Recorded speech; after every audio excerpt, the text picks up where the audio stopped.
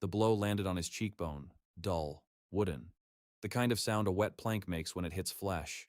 He opened his eyes and saw nothing but the dark ceiling made of soot-stained logs. His mouth tasted of sour vomit and something so revolting that his stomach clenched again. His head split as if someone had driven a rusty nail into the back of his head and was slowly twisting it. He was lying on a dirt floor. Not a floor. Trampled earth. Cold and damp. His body was enormous. Heavy. Alien. He tried to raise his arm and saw a hand the size of a shovel. Skinned knuckles. Dirt under his fingernails. Caked on blood. It wasn't his hand. A woman stood over him. Thin. With sunken cheeks and a gash across her cheekbone. In her right hand, she clutched a wooden bucket. There was neither anger nor fear in her eyes. Only the kind of exhaustion that makes people lie down and never get up. Behind her, huddled in the corner, were 4 children. A teenage girl with a fish knife in her hand. A boy of about 8 with a lip bitten until it bled. A little girl who had hidden her face in her older sister's skirt. And a very small child, 3 years old. The only one who looked at him without fear. With something resembling anticipation. He wanted to ask where he was. He wanted to ask what was happening.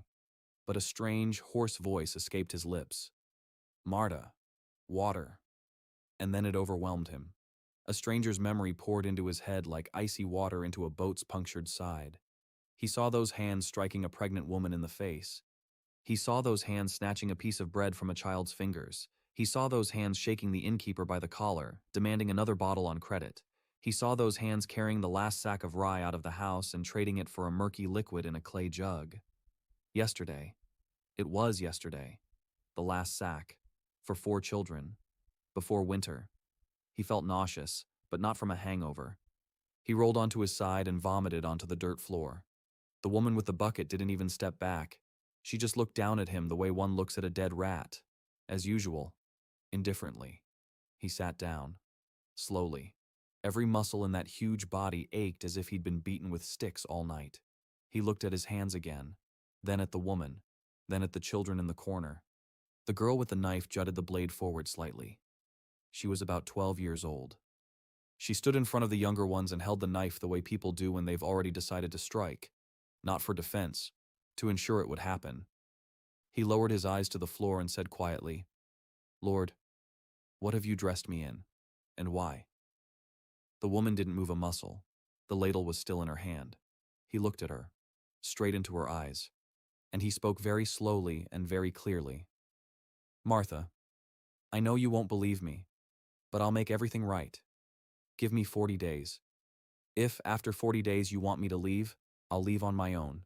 Into the woods. In winter. I promise. She didn't answer. She just gripped the ladle tighter. The little boy in the corner tugged at his older sister's skirt and mumbled something. The girl with the knife didn't move a muscle. The boy stared at him without blinking, and the little one hiding behind the skirt didn't even lift her head. He stood up. His legs gave way. He staggered. He grabbed hold of the wall. His palm rested on a log damp with moisture, and he felt the moss packed into the crack between the logs beneath his fingers. It was poorly packed. A draft seeped through, sending an icy current across the floor. The children slept in that cold. Every night. He turned toward the door. There was only one door. A flimsy one. Made of 3 planks nailed together with rusty nails. The wind whistled through it. He stepped outside. Outside was a world he didn't know. A village, 3 dozen huts on a mountainside, a palisade of pine logs, a low gray sky. The smell of smoke and manure. Muddy paths between the houses. Someone's goat tied to a post. A rooster on the roof. A man with an axe by a log. A woman carrying buckets on a yoke. It had all felt so real that for a second he thought he'd simply gone mad. Maybe the ceiling in that 5-story building hadn't killed him.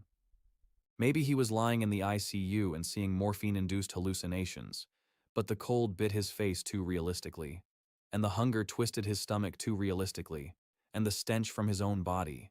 Those was Borya. Sour. Rancid. Stale. You couldn't make something like that up. He stood on the threshold of a stranger's hut, in a stranger's body, in a strange world, and realized one thing. Behind him were 4 starving children and a woman who was waiting for him to die. Ahead lay winter.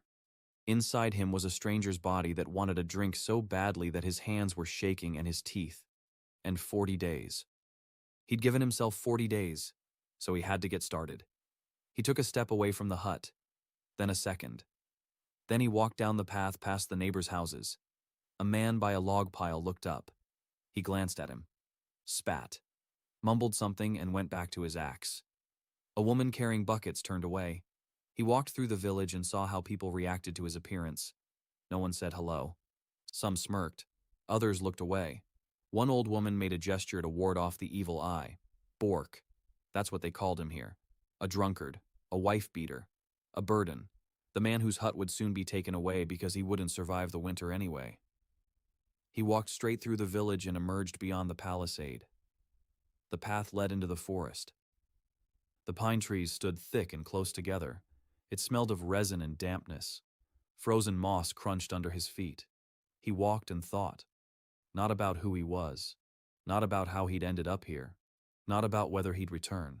He thought about how the last sack of rye had been traded for moonshine, that there were about 40 days left until winter, that the children had eaten yesterday, and whether they'd eaten at all. He stopped in a clearing by a stream. He crouched down. He looked around. It was a mixed forest. Pine, spruce, birch, an understory of rowan and alder. The stream hadn't frozen over. The grass along the banks was still green but already touched by the first frosts. He saw tracks, small, frequent, in pairs, a hare. It had gone from the stream to the osier thicket. No more than 2 hours ago. He followed the trail for 30 meters. He found a resting spot. There was droppings nearby. Fresh. The path was well trodden. The hare had been coming here regularly. He examined the bushes. The willows grew thickly. Between two trunks was a natural passage. Narrow. The hare passed through here every time. Snares are set in places like this. He needed wire, or a wire strand, or at least a strong rope. He had nothing. He was wearing a tattered sheepskin coat with no buttons and boots full of holes. He didn't even have a knife. He crouched down and thought. Then he took off his sheepskin coat. There were leather laces on the lining. Thin, greasy, but strong. He pulled 2 out, tied them together. It made a noose a cubit and a half long. Not perfect, but good enough for a hare. He found a flexible hazel twig, bent it, secured it. Tied the noose so that it hung at the level of a hare's head, 4 fingers off the ground. He ran the line to a stake driven into the frozen ground with the heel of his boot. The snare was crude, crooked, but it worked. He set up a second one by the watering hole. He found a partridge trail by following droppings and feathers and set a loop there made from the frayed edge of his sheepskin coat. Then he returned to the stream. He drank his fill. The water was icy and so clear that his teeth ached. He sat on a rock by the stream and shivered. Not from the cold. His body craved a drink. Every cell in this massive organism was screaming that he needed a bottle. His hands were shaking uncontrollably. His temples were throbbing. His mouth was parched, and no amount of water helped. He knew what this was. Withdrawal. Bork's body had been drinking every day. For many years. Now it was demanding its due. And it would keep demanding it for another 5 to 7 days. With sweating and convulsions, and maybe even hallucinations. He'd seen this on calls. Men who were shaking and seeing spiders on the walls. Some of them died. Their hearts would just stop. He clenched his fists so tightly that his raw knuckles ached. He looked at his hands, those huge alien hands that had beaten a woman and taken food away from children. Now those hands were his, and he decided they would never again rise to strike. And they would never reach for a bottle, even if this body were to die of withdrawal. Better that than like borscht. He sat by the stream until his fingers stopped trembling. Then he stood up and walked along the edge of the forest. He gathered rowan berries. The frozen clusters hung from the branches like bright red drops. Bitter. But after the first frosts, the bitterness fades and a sweet and sour taste remains. Vitamins, sugar. For children who haven't seen anything sweet since last summer. He gathered as many as he could carry in the hem of his sheepskin coat. He returned to the snares 3 hours later. A hare was caught in the first one. Alive. Struggling. The noose had tightened around its neck but hadn't strangled it. He grabbed the hare by the ears. It jerked, looked at him with a round black eye. He snapped its neck in one motion, quickly, cleanly, just as he'd been taught. In the second snare was another hare. Dead. Suffocated in the noose. In the third, a partridge. 2 hares. A partridge. A bunch of frozen rowan berries. In 4 hours in an unfamiliar forest. Without a knife, without a rope, in holey boots and a tattered sheepskin coat, Borch's hands remembered the forest, his feet knew the trails, but his head was different now. He returned to the village around noon. He walked past the same people. A man by a log pile stared at the hares and forgot to lower his axe. A woman carrying buckets stopped and gasped. An old woman crossed herself again. He didn't look at them. He walked toward his hut. He pushed open the door. Inside, nothing had changed. Marta was standing by the stove. The children were sitting on the bench, quiet, on edge. He silently placed the 2 hares on the table. A partridge. He poured out the rowan berries. Marta looked at the catch, then at him, then back at the catch. That's how you look at a miracle, or at a trick. Ivar stepped closer. He touched a hare. He looked up and asked quietly, "Dad, where did you learn to do this?" He crouched down in front of the boy, looked him in the eyes, and said, "I'll teach you. Tomorrow we'll go together. But first, eat. Everyone, eat. I already ate in the woods." It was a lie. He hadn't eaten in 2 days. His body was shaking from hunger and withdrawal. Marta saw his hands trembling as he the meat for the children. She stood and watched. For a long time. Then silently she cut off a small piece. She placed it on the edge of the table, and turned away. He took that piece. He ate it slowly. Tough. Chewy. The most delicious piece of meat he'd ever had. The children ate greedily. Cato shoved pieces into his mouth with both hands. Tira chewed quietly without lifting her head. Ivar tried to eat slowly like an adult but couldn't resist and took big bites. Only Solveig ate neatly. She broke off tiny pieces. She didn't look at him. The fish knife lay next to her on the bench. Marta wasn't eating. He noticed. She had given her piece to Tira. He stood up, cut off another piece, placed it in front of Marta. She shook her head. He didn't take it away. He simply left it there and walked out of the hut. He sat down on the threshold. He looked up at the sky. Gray. Low. It smelled like snow. 40 days. Maybe less. He closed his eyes. His body was shaking. His head was buzzing. His hands stung from the scraped skin. But inside, there was something strange. Something long forgotten.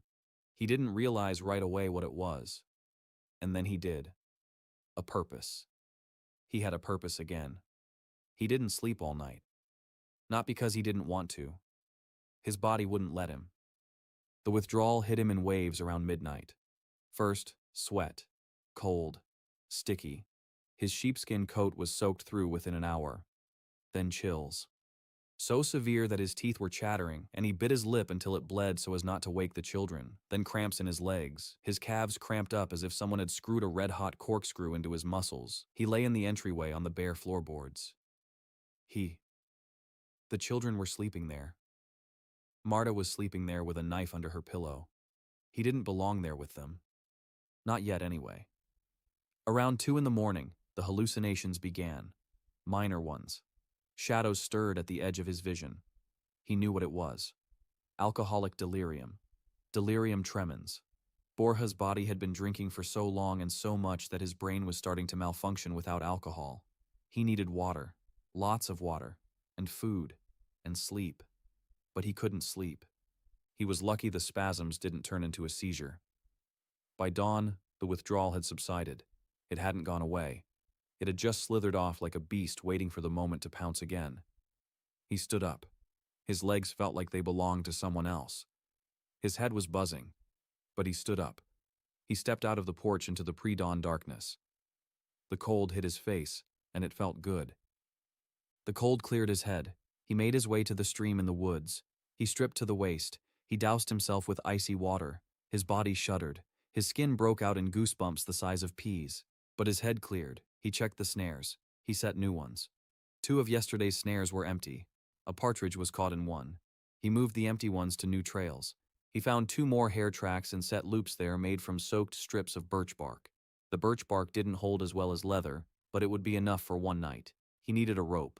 Real rope. Strong rope. Or wire strands. He needed a knife. A proper one. Not Solveig's fishing cleaver, but a hunting knife with a fixed blade. He needed an axe. He needed so many things that his head was spinning. But he had to start with what he had. And what he had was his body. A sick body, ruined by drinking, but big and strong. Before the war, Borsch had been the best hunter in the village. His muscles remembered. His ligaments remembered. Even his bones remembered, though they ached from years of alcohol poisoning. He returned to the village with a partridge and a bunch of wild garlic he'd found by the stream, late in the season. Tough, but it had vitamin C. The children needed vitamin C, or they'd get scurvy by winter. Marta was already awake. She was standing in the doorway, looking down the path he'd taken. He set the partridge on the table, the wild garlic next to it.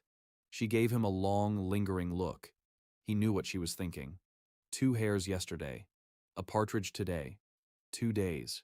He hadn't drunk for 2 days. Borch's record was 11 days. Then he'd drunk away the children's winter coats. She was waiting for him to relapse. He could see it, and he couldn't tell her there wouldn't be a relapse, because Borch's words meant nothing to her. He said only one thing.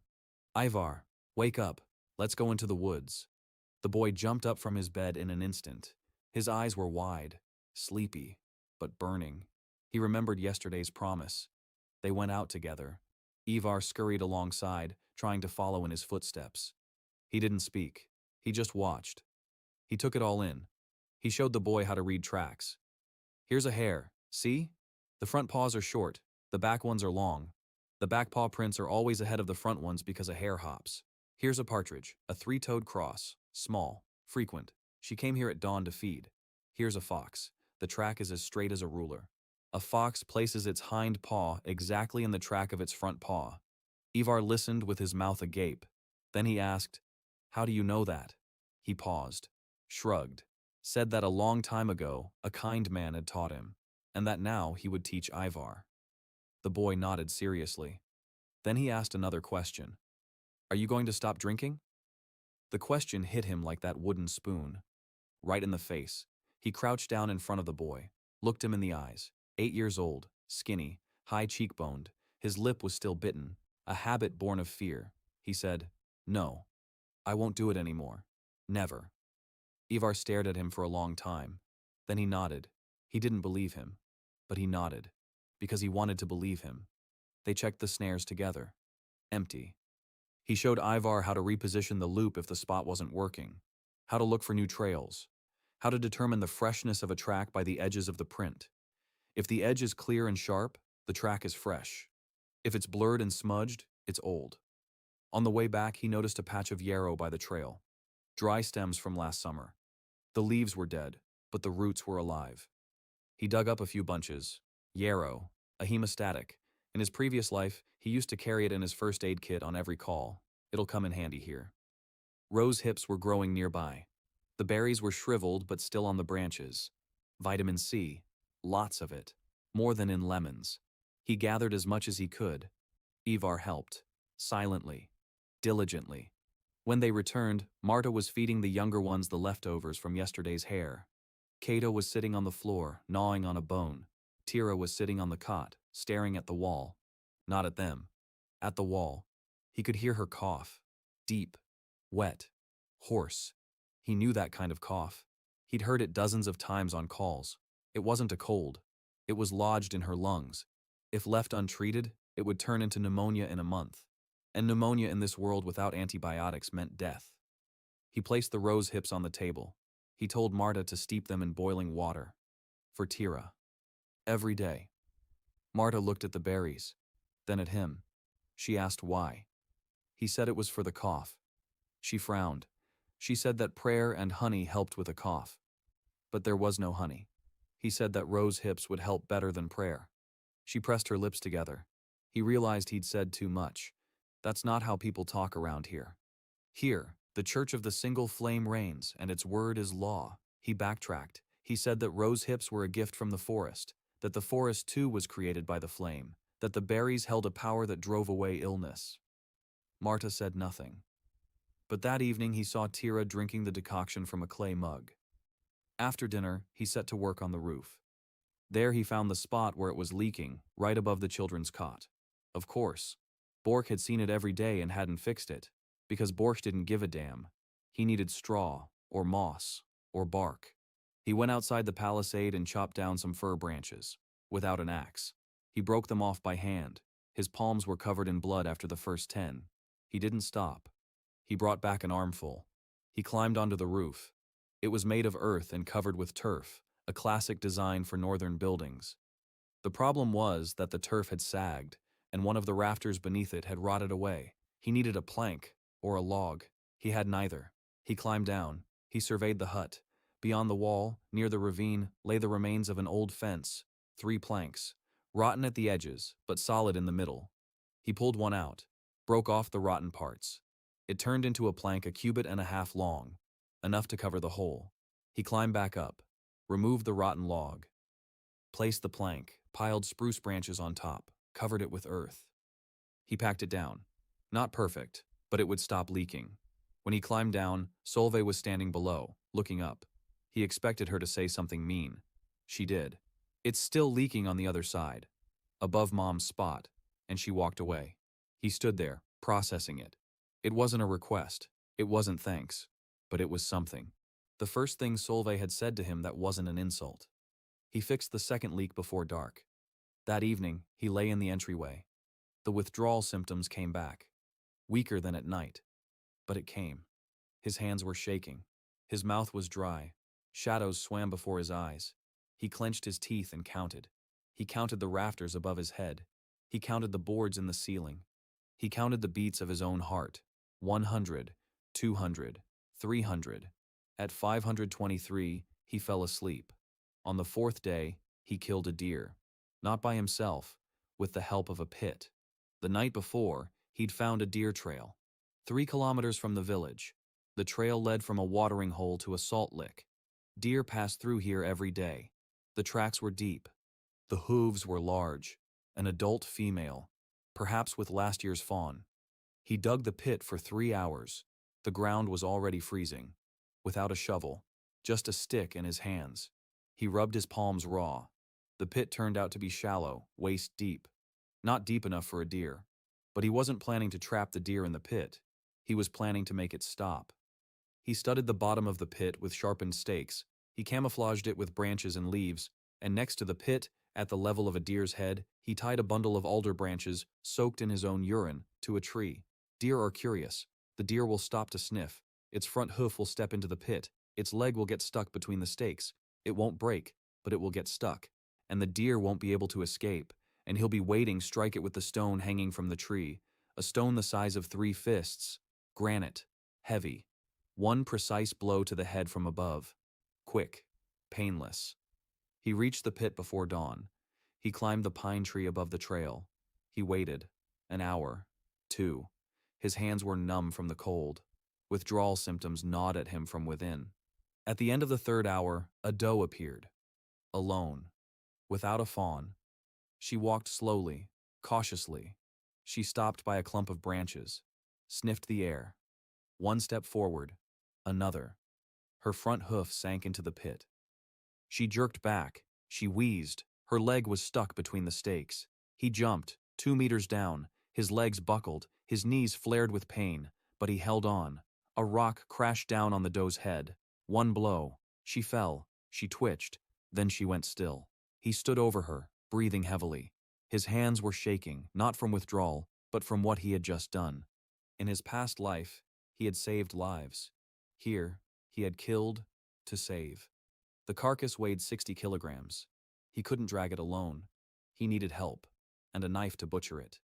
He returned to the village, found Ivar, told him, "Call your mother, grab anything sharp you can find. Let's go." Marta didn't ask any questions. She grabbed a fish cleaver, threw on a shawl, and set off. Ivar ran ahead. When Marta saw the deer carcass, she stopped. She stood there for a long time. Then she turned to him, and he saw something in her eyes he hadn't seen before. Not gratitude, not surprise. Calculation. She was calculating. 60 kilograms of meat. The hide, the tendons, bones for broth, hooves for glue. This isn't dinner, it's a supply. For weeks. Maybe a month if we smoke it, she said. Cut it up here, carry it off in pieces. He nodded. They worked together, in silence. Marta knew how to cut it up, quickly, precisely. The knife moved confidently in her hand. She'd grown up in this world. She knew how to skin an animal and how to remove the tendons. He held the animal. She cut. Ivar carried the pieces to the trail and stacked them on a fur coat spread out on the ground. In 2 hours, the carcass was butchered. They made 3 trips. They hauled everything over. He stretched the hide against the wall of the hut. He should have sprinkled it with salt, but there was no salt. He sprinkled it with ash from the stove. Not ideal, but better than nothing. The ash would draw out the moisture and slow down decay. They laid the meat out in the entryway. It's cold. It's freezing. It'll keep, but not for long. He needs a smokehouse. He sat down on the threshold and began to think. A smokehouse. He needs a barrel, or a pit, or a stone box. He needs wood chips, alder, or cherry, or apple. There's alder here. He'd seen it by the stream. The principle is simple. An enclosed space. Smoldering wood chips at the bottom. Meat on sticks above. The smoke passes through the meat. Slowly. For hours. Cold smoking at 20 to 30 degrees. Hot smoking at 60 to 90. Cold smoking is needed for long-term storage. But hot smoking will do for quick results. He needed a barrel. Borscht didn't have a barrel, but someone in the village did. He got up. He walked through the village. He reached the last hut. Grandpa Jorgen lived there, 80 years old, skinny as a stick, mean as a wasp, the only one who didn't turn his back on Bork, because Jorgen didn't care about anyone equally. Behind Jorgen's hut stood an old barrel, cracked and warped, with a broken bottom, unsuitable for water, perfect for a smokehouse. He approached the old man. The old man was sitting on a log, planing a stick. Just planning it. For no reason. That's how old men pass the time around here. He asked if he could take the barrel. His grandfather looked at him from under his bushy eyebrows. Asked why. He explained. A smokehouse. Meat for the winter. His grandfather grunted. Said that Bork was the last person from whom he expected to hear the word smokehouse. Then he was silent for a moment. Then he said, "Take it. But if you break it, you'll bring me a piece of smoked meat." He agreed. He dragged the barrel to the hut. He knocked out the bottom completely. It turned into a hollow cylinder. At the bottom, he cut a hole for the air intake. Inside, on 3 levels, he secured hazel rods. Thick, flexible. They'd hold the weight of the meat.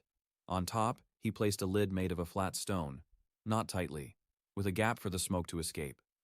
I placed the barrel over a pit of coals. I chopped up some alderwood chips. I lit the fire. I waited until it burned down to embers. I laid the meat out on the rods, thinly sliced. Marta helped with the cutting. Silently, without asking questions. I closed the lid.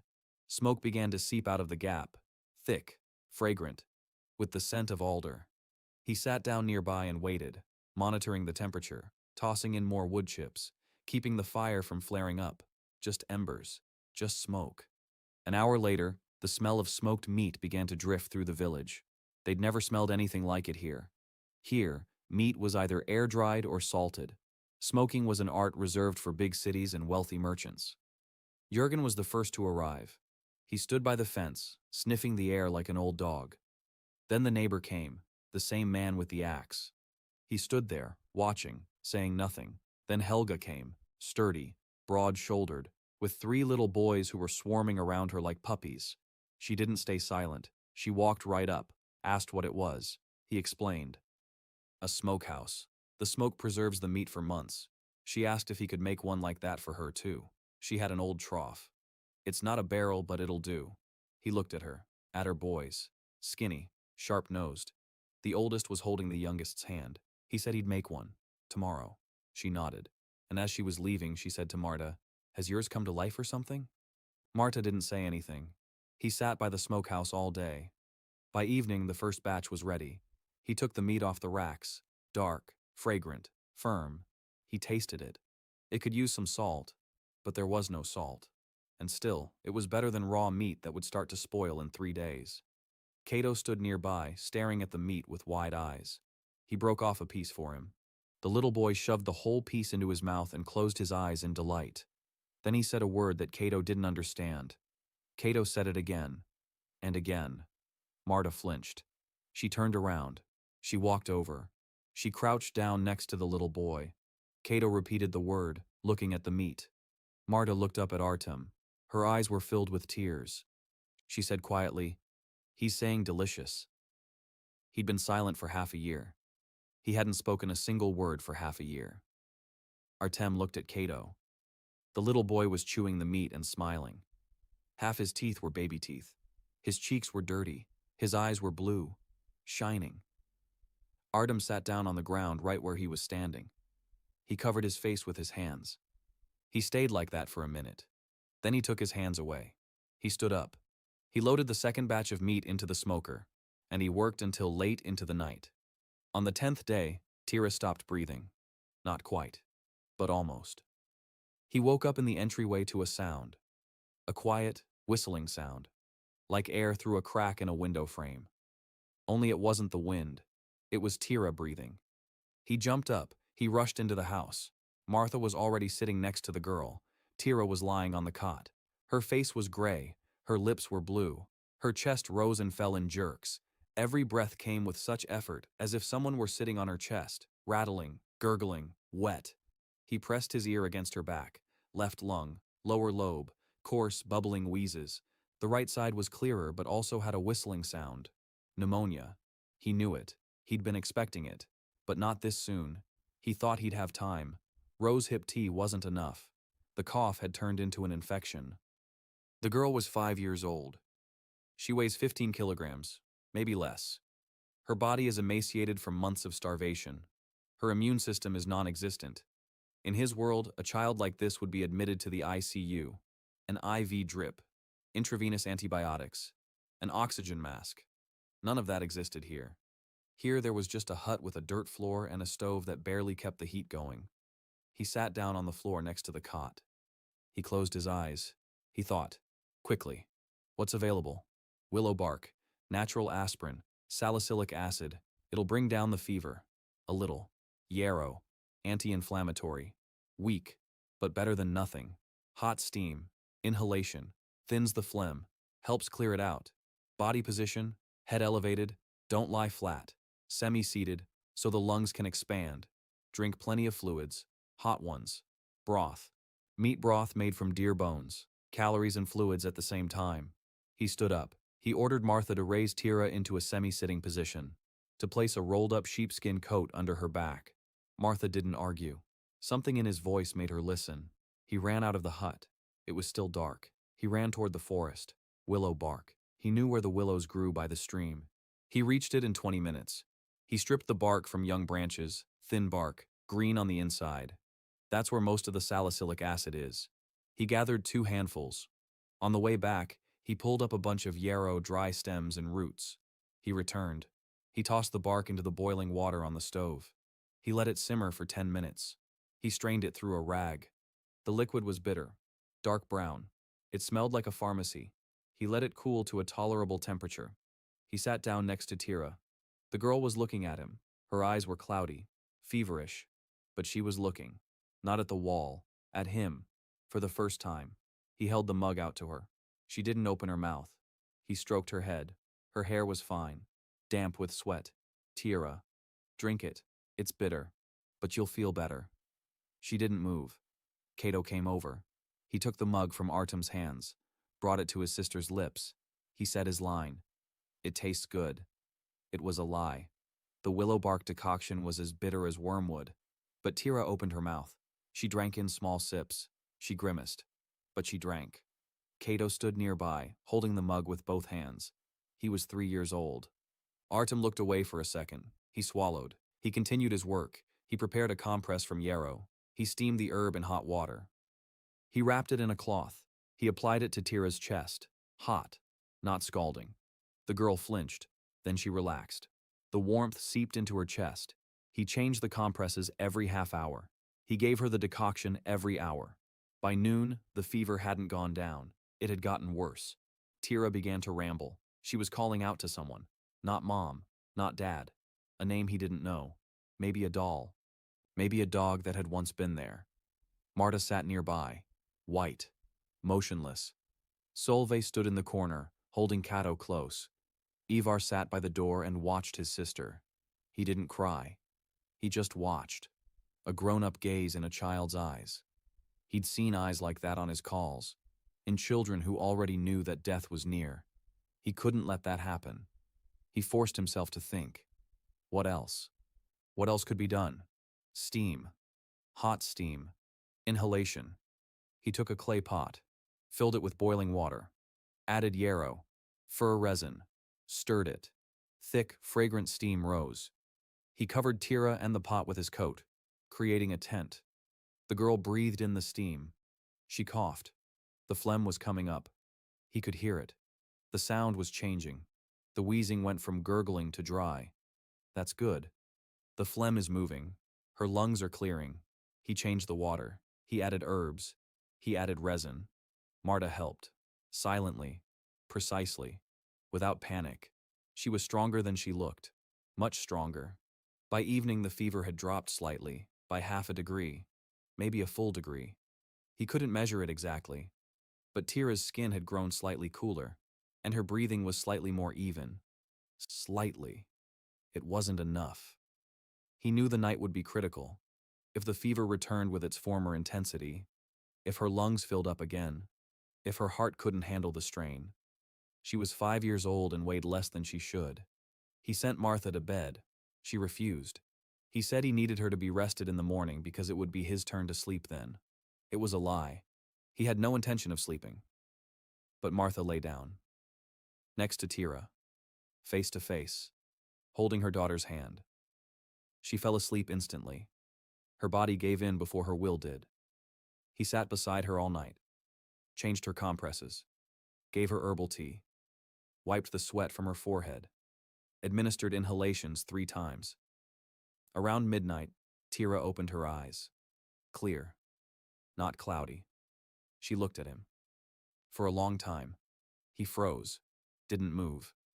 She raised her small thin hand, touched his face, ran her fingers down his cheek. Over his stubble, over a scar he hadn't noticed before. Then she closed her eyes and fell asleep again. Her hand fell onto the blanket. He sat motionless, swallowing hard, staring at that little hand on the blanket. 5 slender fingers, bite-marked nails, dry skin. He remembered another hand. The hand of a 4-year-old girl he'd passed to a colleague through the window of a burning 5-story building. A fair-haired, terrified, screaming. He passed her over, and the floor collapsed. And now here he was, sitting next to another little girl, in another world, in a body that wasn't his own, and he was keeping the night watch just as he had done 1,000 times before. Only now there was no relief, no partner, no radio, no helicopter, and no intensive care unit. There was just him, a bark decoction, and the night. By dawn, the fever had subsided. He pressed the back of his hand against Tira's forehead. Warm, not hot. Her breathing was steady. The wheezing remained but had become fainter. Fine bubbles. Her lungs were working. Her heart was beating. She was sleeping, a normal sleep, not unconsciousness. Marta woke up. She saw his face. She looked at Tira. She reached toward her daughter's forehead. She pulled her hand back as if she'd been burned, but in the other direction. Her forehead was cool. She looked up at Artem. He was sitting against the wall, ashen with exhaustion. His eyes were red. His hands still smelled of willow bark. 2 days without sleep. She looked at him for a long time. So long that he began to look away. Then she stood up. She walked over to him, and did something she hadn't done in 3 years. She placed her hand on his shoulder. A single touch. Light. Lasting just a second. Then she walked over to the stove to put water on to boil. He closed his eyes, leaned against the wall, and heard Solveig speak quietly to her brother, thinking he couldn't hear her. He didn't sleep all night. Ivar replied, I know. Solveig was silent for a moment. Then she said, Borsch wouldn't have done that. And she left the cabin. Tira was recovering slowly. For 5 days after her crisis, she lay on the cot and slept 16 hours a day. He fed her broth. The reindeer bones, which he had crushed with a stone, were constantly simmering on the stove. Thick, murky, fatty. Every sip was calories, protein, salt from the bone marrow, what her body had been lacking for months. Between feeding Tira, he worked, from dawn to dusk, without breaks. Borja's body ached and creaked like an old cart, but it held up. The withdrawal symptoms disappeared on the 7th day. They just went away, without saying goodbye. He woke up in the morning and realized that his hands weren't shaking, that his mouth wasn't dry, that his head wasn't buzzing. His body still craved a drink, somewhere deep down, at the level of muscle memory. But it was no longer a demand, it was a memory. He could live with that. These days, he was building things. He put together a smokehouse for Helga in half a day, out of an old trough. Same principle. Coals at the bottom, meat on top, smoke. Helga stood nearby and took it all in. Her boys carried wood chips. The oldest asked if he could smoke fish. He said yes. He showed him how. Helga looked at him and said, "You're either crazy or someone switched places with you. But I don't care. My sons will be fed." He began insulating the cabin. Systematically. First, the gaps between the logs. The old moss had fallen out or rotted away. He gathered fresh moss in the forest, dry and clean, and packed it into the cracks with a wooden wedge. Tightly. Layer by layer. Every gap. From floor to ceiling. 3 days' work. Monotonous. Mind-numbing. Necessary. The draft disappeared. The cabin became 5 degrees warmer.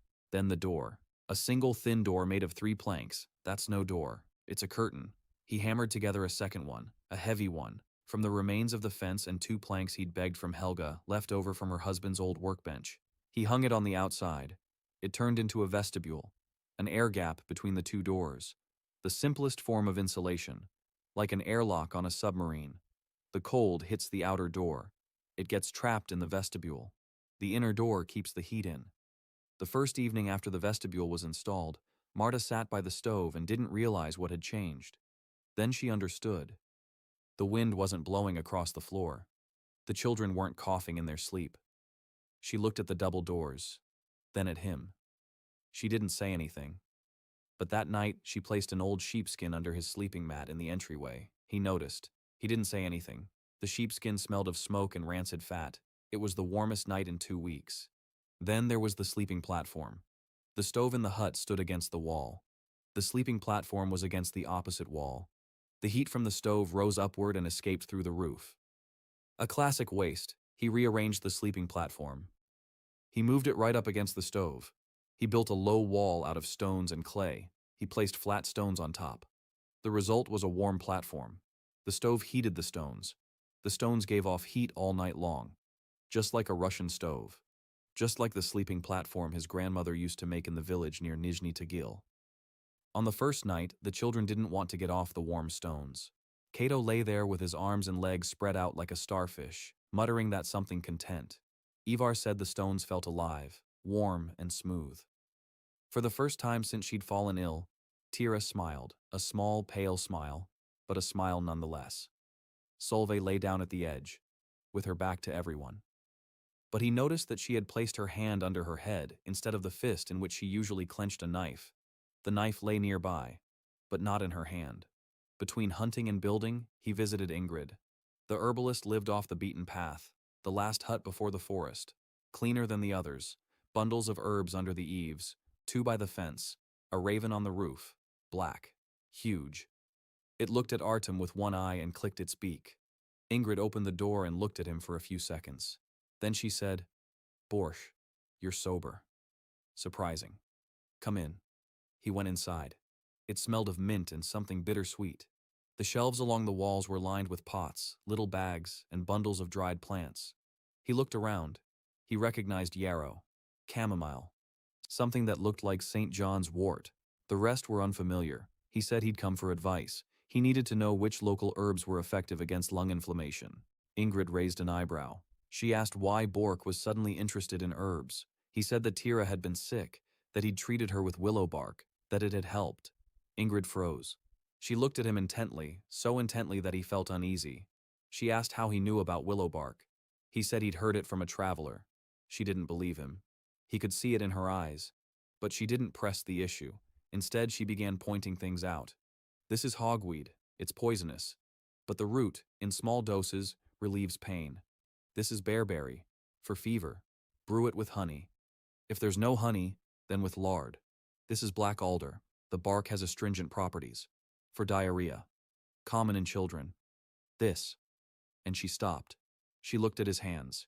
He was taking notes. No. He was scribbling on a piece of birch bark with a piece of charcoal, schematically. Name. Drawing of the leaf. Use. Dosage. She looked at his notes. Then she said quietly, You're not borscht. He froze. She continued. Borscht didn't know the word dose. Borscht didn't draw. Borscht didn't come for herbs. Borscht came for the moonshine I distill for compresses. Who are you? He was silent. For a long time. Then he said he was Borch. Just a different one. She looked at him. A raven cawed outside the window. She said, All right, another Borch. So be it. And she continued showing him the herbs. He spent 3 hours with her. He learned about 10 local plants he didn't know. He wrote everything down. Ingrid gave him a small bag of dried bearberry for Tira. And as he was leaving, she said, Come back again. Another Borch. It's been a long time since I've talked to you about business. He nodded and left. On the way, he thought, Ingrid is dangerous. Not because she's evil, because she's smart. She sees too much. If she tells anyone that Borch is acting strangely, that he knows things he shouldn't know, that he's writing down herbs and treating his daughter like a city doctor, the Church of the Single Flame burns the possessed. He'd seen it in Borch's memories. A town square, a pillar, fire, screams. Borch stood in the crowd and watched, indifferently, as if at a slaughterhouse. Artem clenched his teeth. Here, they kill you for being different. Here, they kill you for knowledge. He needs to be more careful. He needs to take it slow, not reveal everything at once, in small steps, one skill at a time, so it looks like a flash of insight from a drunk who suddenly got lucky, and not like an obsession with a foreign spirit. He returned to the hut. Ivar was sitting by the smokehouse, tossing in wood chips. He was doing it right, in small portions, not letting the fire flare up. Artem showed him once. The boy remembered. He stopped. He looked at his son. Not his son. Borch's son. The boy to whom he is not a father and never will be a father, but whom he is already teaching, and who is already learning. Ivar looked up. He saw him. He said, Dad, I'm keeping an eye on things here. Don't worry. And he turned back to the smokehouse. Dad. Not Borch. Dad. Just one word. He swallowed. Nodded. He walked toward the cabin. At the threshold, he bumped into Marta. She was coming out with buckets on her way to the well for water. He took the buckets from her hands, silently. She didn't let go. She jerked them back toward herself, out of habit. For 3 years, she'd done everything herself because Borch did nothing. She didn't know how to accept help. She'd forgotten how. He didn't insist. He let go of the buckets. He just said, I'll bring them, whenever you want. She walked toward the well. He watched her go, thin, stooped. Her shawl was slipping off her shoulder. Early gray hair, 30 years old. She looked 45. 3 years of beatings, hunger, and fear had done that to her. No, 10 years. Borch had returned from the war 10 years ago. For 10 years, she'd lived with a man who was slowly killing himself and her. He turned and walked into the forest. He needed to set new snares. The meat supply was growing, but it wasn't enough.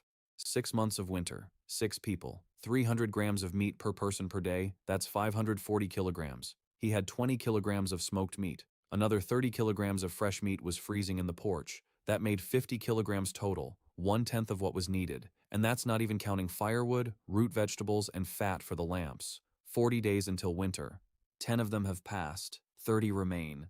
30 days to get 500 kilograms of meat, or fish, or both. Impossible. He walked through the forest and did the math. Snares yield 1 or 2 hares a day. A hare is 1.5 to 2 kilograms of lean meat. If he sets 20 snares, that's 5 or 6 hares a day, 10 to 20 kilograms. In 30 days, that's 300 to 360. Plus deer, if he could get 2 or 3 more. Plus fish, if he found a larger lake or river. Plus root vegetables, if he found wild onions, carrots, turnips, anything. That wasn't impossible anymore. It was difficult, but doable. If he works every day, no days off, no sickness, no unforeseen problems. He smiled. No unforeseen problems. In a world where gray men roam the mountain passes and the tax collector will arrive in 3 weeks, he set 12 new snares, 6 for hares, 4 for partridges, 2 large ones for a fox. Fox meat isn't tasty, but the pelt is worth its weight in gold. He could sew a hat for Cato out of fox fur, or mittens for Marta. On the way back, he found wild onions, a whole clearing full of them. The bulbs were small, no bigger than a fingernail, but there were hundreds of them. He dug up as many as he could carry in the hem of his sheepskin coat. His hands were in the dirt, mud under his fingernails. His back ached, but his mind was clear. He thought about mittens for Martha. Her hands were cracked from the cold water, red, chapped. The skin on her knuckles was split open and bleeding. Every day she did the laundry, carried water, cleaned. She cooks, with her bare hands. He needs leather. The deer hide he sprinkled with ash is drying out. In a week it'll be ready to cut. He'll make mittens, not just any mittens, made to fit her hand, made to fit, so that every finger fits just right, so that the thumb sticks out properly, so that the wrist is covered but not constricted. He'll make something for her. Not for the house, not for the children, for her. The first thing in many years. He returned to the village, unloaded the onions. Marta looked at the onions. She rolled one between her fingers. She sniffed it. She looked up. She asked where he'd found them. He explained. A clearing beyond the ravine, by an old stump. She nodded. She said she'd go herself tomorrow. She'd gather more. He said he'd go with her. Show her the spot. She shook her head. She said she'd find it on her own. She didn't need a guide. She knew the forest better than he did. That was true. Martha had grown up here. She knew every trail, every ravine, every tree. There was only one thing she didn't know, that wild onions could be dug up. They didn't eat them here. They considered them a weed. He nodded. He didn't argue. That evening she made a stew with the onions and the leftover venison. Thick, hot, fragrant. Everyone ate. Even Solveig, even Tira, who sat down at the table for the first time since her illness. Pale, thin, but alive. Cato tapped his spoon on the table and said new words. Soup, hot, more. 3 words in one day. A record. Marta quietly corrected him. Don't tap. Hot. Not hot. The usual words a mother says. He heard them and understood that this, too, was a small victory. Marta was correcting her son's speech. That meant she believed he would speak. That meant she believed in the future. At least a little bit. He sat in his usual spot, at the edge of the table, on a stool he'd knocked together yesterday from a log. He ate last. Not much. He gave pieces to the children. Marta noticed. She gave him seconds, silently, for the second time. He ate and thought. 30 days, 20 silks. The smokehouse is working. The hut is insulated. The sauna is alive. Cato speaks. Ivar is learning. Solveig hasn't called him Bork out loud for 3 days now. Marta gave him seconds, small victories, tiny ones. Imperceptible. But he knew that this is exactly how trust is built. Not with words, not with promises, not with oaths. One action at a time. He finished eating, stood up, washed his bowl. Bork never washed his own dishes. Solveig watched him. She said nothing. He went out onto the porch, lay down on his sheepskin, closed his eyes. Tomorrow is the 21st day. In a few days, the tax collector will come. There's nothing to pay with. No money. But there's smoked meat. And there are hides. And there's a mind that knows how to calculate and negotiate. 15 years of negotiations with hysterical relatives of victims, with aggressive men, with officials, with superiors. He knows how to talk to people who hold power. He knows how to offer them what they need in a way that makes them think it's their own idea. He fell asleep quickly. For the first time in 2 weeks, without a struggle. His body no longer craved alcohol. His body craved sleep. And he gave it sleep. The tax collector arrived on the 23rd day, sooner than expected. There were 3 of them. The collector himself, short, stocky, with a beard braided into a plait and eyes the color of wet stone. His name was Torvald. Standing behind him were 2 of the Baron's Ulva, in chainmail, with axes at their belts. Their faces were stony, indifferent. The faces of men accustomed to taking. They walked through the village from hut to hut. Artem saw from around the corner as Torvald went into the village elder Gunnar's hut. He came out 10 minutes later. Gunnar stood in the doorway, pale and angry. Then to Helga's. She came out after them, her face red and her fists clenched. Then to Jorgen's. The old man didn't open the door. A guard kicked it down. A minute later, Jorgen was dragged out by the collar and forced to his knees in the mud. Torvald said something to him, quietly, calmly, like a teacher to a negligent student. Jorgen remained silent. Then he nodded. He went back into the house. He brought out a sack of grain, the last one. Artem saw the old man carrying that sack, bent over, slowly. 80 years old and the last sack of grain before winter. Artem clenched his fists, grit his teeth. He inhaled. He exhaled. He couldn't help Jorgen right now, but he could prepare for his turn. He went back into the cabin. Marta was standing by the stove, pale, her hands clasped in front of her chest. She knew they were coming. Everyone knew. Solveig was sitting on the bench, sharpening a fish knife. Her movements were sharp, angry. Ivar stood by the window, looking out. Cato was playing on the floor with a wooden spinning top that Artem had carved for him 3 days ago. Tira sat next to Cato, holding his hand. Artem looked at Marta. He said calmly, "I know what to do. Trust me." She didn't answer. She just clasped her hands tighter. He stepped out onto the porch. There hung bundles of smoked meat, 6 large pieces of venison, 4 hare carcasses, and bundles of dried fish that he'd started catching in the stream 3 days ago using a simple wicker trap, a morda. You set it in the current, the fish swims in and can't get out. They didn't fish like that here. Here, they used hooks or speared the fish. His snare yielded 5 or 6 fish a day, small ones. But fish is fish. He took 2 bundles of smoked venison off the hook. The best cuts, dark, firm, with the aroma of alder smoke. He placed them on the table. Next to them, he laid 3 hare pelts, tanned, not perfectly. The flesh was stiff in places, but clean and without holes. He set aside the fox pelt he'd skinned yesterday from a fox caught in a snare. The fox was large. The fur was thick. Winter fur. A pelt like that is worth a silver coin in town. Here, they'd pay less for it. But it's still valuable. A knock at the door. Or rather, not a knock. A kick. He opened the door himself. Torvald was standing in the doorway. He looked up at him. Borch was a head taller than the tax collector. Torvald wasn't afraid. People with 2 bodyguards at their backs aren't afraid. He said, "Borch, hand it over, double, in silver or grain." Artem stepped back. He let them in. The trio entered. The bodyguards stood by the door, hands on their axes out of habit. Torvald surveyed the hut slowly, appraisingly. His gaze lingered on the smoked meat, on the animal hides, on the bed of warm stones, on the second door, the vestibule. He turned to Artem.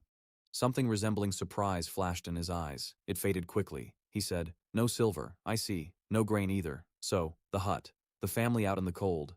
That's the law." Artem didn't move. He stood calmly, his hands at his sides. His voice was steady. He said he had something to pay with. Not silver, not grain. Something better. Torvald raised an eyebrow. Artem pointed to the table. Smoked venison. 3 pounds. Hare pelts. 3 of them. And fox fur. Winter fur. Thick. Torvald walked over to the table. He took a piece of venison, sniffed it, took a bite, chewed slowly. Artem waited. He knew the meat was good. Cold smoked over alder wood chips. 12 hours. Just the right temperature. Just the right humidity. No one in this village made meat like this. Maybe no one in the entire valley had ever made meat like this. Torvald finished chewing. He looked at Artem. He asked who had smoked it. Artem said it was him. Torvald said nothing. He picked up the hide. He crumpled it. He rubbed the fur. He examined the flesh side. He examined the fox fur. He put it back down. He was silent. Then he said, "Bring a double portion. That covers the single portion. Where's the other half?" Artem was ready. He said he'd pay for the other half with meat in 10 days' time. Smoked. Of the same quality. 5 pounds. Torvald shook his head. He said the Baron wouldn't wait. The Baron needed it now. Artem said one thing. He said that meat smoked like that cost 3 times as much in the capital as regular meat, and that if Torvald brought the Baron not just a serving but a delicacy that no one else in the area had, the Baron would remember who brought it. Torvald fell silent. Artem could see his mind working. The tax collector got a cut. The more valuable the collection, the bigger his cut. Smoked meat that sells for triple the price in the capital isn't just a side dish, it's a commodity. And Torvald knew how to do the math. He said, 10 days, 5 pounds of smoked meat. If it's not there, I'll come with 5 men. Not just 2. Artem nodded. Torvald took the meat and hides from the table. He shoved them into a sack. He tucked the fox fur into his bosom. That one he'd keep for himself. Artem knew that, and he didn't object. It was the price for a 10-day extension.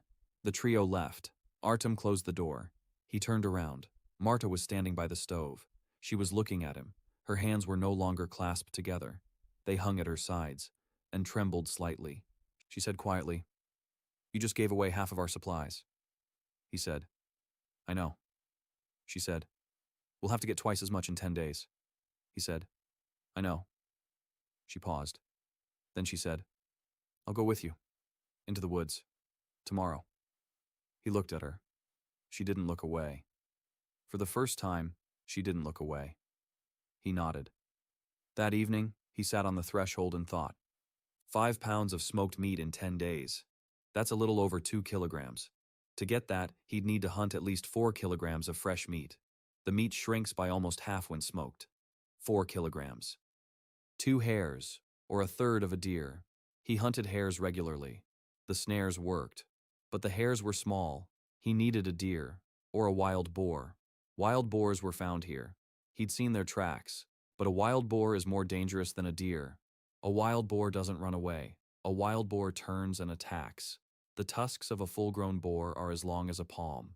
You don't go after a wild boar without a spear, a pike, or a knife. And he had neither a spear, nor a pike, nor a proper knife. He needed a weapon. He needed a smithy. He needed Helga. He stood up and walked through the village. Helga was sitting on the threshold of her hut. Her boys were sleeping inside. She sat alone, gazing at the stars. Her face looked heavy. Her eyes were red. She too had paid her tax, half of what she had. He sat down beside her, in silence. She was silent too. Then she spoke. They took the grain, 2 sacks, and the lard. All the lard. I have 3 children, and I'll have nothing to feed them with in a month. He said, I'll help. She turned to him and asked how. He said he needed a blacksmith shop, that he'd show her how to forge spearheads, and fish hooks, and loops for snares, made of wire, not leather. Wire snares catch 3 times as well. She looked at him for a long time. Then she said, You know how to forge? He said, A little, just the basics. She said, My husband's forge has been shut up for 2 years. The bellows are intact. The bell is intact. There's coal, but not much iron. He said there was enough iron. He didn't need swords. He needed nails, hooks, tips, small stuff. She nodded, stood up, said, Tomorrow, at dawn. He returned to the hut. His sheepskin lay in the entryway. Solveig was sitting on it, waiting for him. He stopped. She didn't get up. She sat there, twirling a blade of grass between her fingers. Then she said, without looking at him, Torvald will come again. He said, he replied, He'll come. He'll come, she said. If you don't pay, he'll kick us out. I'll pay, he said. She looked up. In the darkness of the porch, he could barely make out her face, but he heard her voice clearly. If you start drinking again and don't pay, she said, I'll take my mother and the children, and we'll go to my aunt's in Skagenhaven. On foot, through the snow. I don't care. Better to freeze on the road than to wait until they throw us out into the cold. He crouched down in front of her, looked into her eyes. In the darkness, they shone like wet stones. He said, Solveig, I won't start drinking. She smiled, a bitter, grown-up smile, a 12-year-old girl who'd heard it 30 times. She stood up. She went into the house. She stopped at the door. She said, without turning around, Mom took the knife from under her pillow. 4 days ago. I didn't take mine. And she left. He sat in the dark on the sheepskin rug and stared at the closed door. The 25th day. Marta took the knife from under her pillow. She didn't tell him. He noticed. He didn't tell her. It was just that, for the first time that night, in 3 weeks, that he slept peacefully. Truly peacefully, without counting his heartbeats.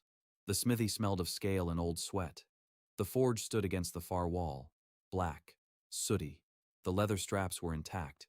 The leather was cracked but hadn't torn. The anvil was small, about 30 kilograms, enough for a village blacksmith. There was 1 hammer, heavy. The handle was made of ashwood, wrapped in leather. 2 pairs of tongs, a chisel, a punch. Everything was rusty, but still usable. Helga stood in the doorway, watching him examine the tools. He stoked the forge and pumped the bellows. The coals caught fire, and a wave of heat swept through the room. He took off his sheepskin coat. He was left in just his shirt. Borch's body was large and strong. The muscles of his back and shoulders bulged beneath the fabric. 2 weeks without alcohol and with proper food were already showing results. His body was waking up. It was remembering that it had once been powerful. He picked up a piece of iron, a fragment of an old door hinge, and dropped it into the forge. He waited until it heated up to a cherry red color. He pulled it out with tongs, placed it on the anvil, struck it. A ringing sound echoed through the smithy. Clear, resonant. He struck evenly, rhythmically, not quickly. He wasn't a blacksmith. But in the survival courses at the Ministry of Emergency Situations, they'd been taught the basics of working with metal. How to make a hook, how to make a bracket, how to sharpen a blade on a whetstone. Basic stuff. Rough, but functional. From a piece of the awning, he made 4 fishing hooks. Crooked, thick, clumsy. A real blacksmith would have laughed, but they held their shape. And they were sharp. Then a spearhead. From a piece of strip iron. He heated it, flattened it, sharpened the tip. He bent the edges, roughly, but the tip pierced a plank. Helga watched in silence. Then she stepped forward. She took the hammer from his hands. He didn't resist. She stood at the anvil. She struck. A different sound, a different strength, a different precision. She was a blacksmith's daughter. She'd married a blacksmith. 20 years by the forge. She knew the hammer as well as Artem knew the rescue rope. She'd watched him make the hooks. She'd grasped the principle. And she made the 5th hook in half the time. Smoother, thinner, better. He looked at her work, looked at her, said, "You're a blacksmith." She pressed her lips together, said, "A woman isn't allowed to forge. It's the law." He asked, "Whose law?" She said, "The guilds, the churches, everyone's." He was silent for a moment. Then he said, "There's no guild here. There's no church overseer here. There's you here, and your hungry sons, and a forge that's been idle for 2 years." She looked at him. Her eyes were wet. Her jaw was clenched. He said, "I'll show you what to do. You'll do it better than I do. We won't tell anyone. Not until the time comes." She was silent for a full minute. Then she nodded. She picked up the hammer and began to forge. They worked for 3 days in fits and starts between his hunting trips and her household chores. He would come by after lunch. She would send the boys out to gather firewood. They would close the smithy door and they would work. He demonstrated the principle. She carried it out. 20 wire loops for snares, thin, flexible, made from a reforged piece of chain. Each loop is a hair that won't break free from the trap. 6 fishing hooks, already smooth, already thin, already real. 2 spearheads, not for war, for hunting. Long, narrow, for striking soft targets. And one thing he asked Helga to make without his help. A small knife, a blade the length of a palm, narrow, light, with a tang for a wooden handle. Helga made it in an hour. He wrapped the handle with a strip of reindeer hide. He fitted to her hand, to a small hand, to the hand of a 12-year-old girl. A knife for Solveig. A real one. Her very own. Not her mother's fish-gutting knife, not a kitchen scrap. A knife that fit her palm. He placed it in the porch, wrapped in a rag. It wasn't time yet. Between the smithy and the forest, he went hunting with Marta. She went with him the day after Torvald's visit, just as she'd promised. They set out before dawn. She walked behind him in silence, quickly, keeping up. Her legs were accustomed to the forest. Her breathing was steady. He showed her the snares, 20 of them on various trails. She checked them all. She memorized the spots.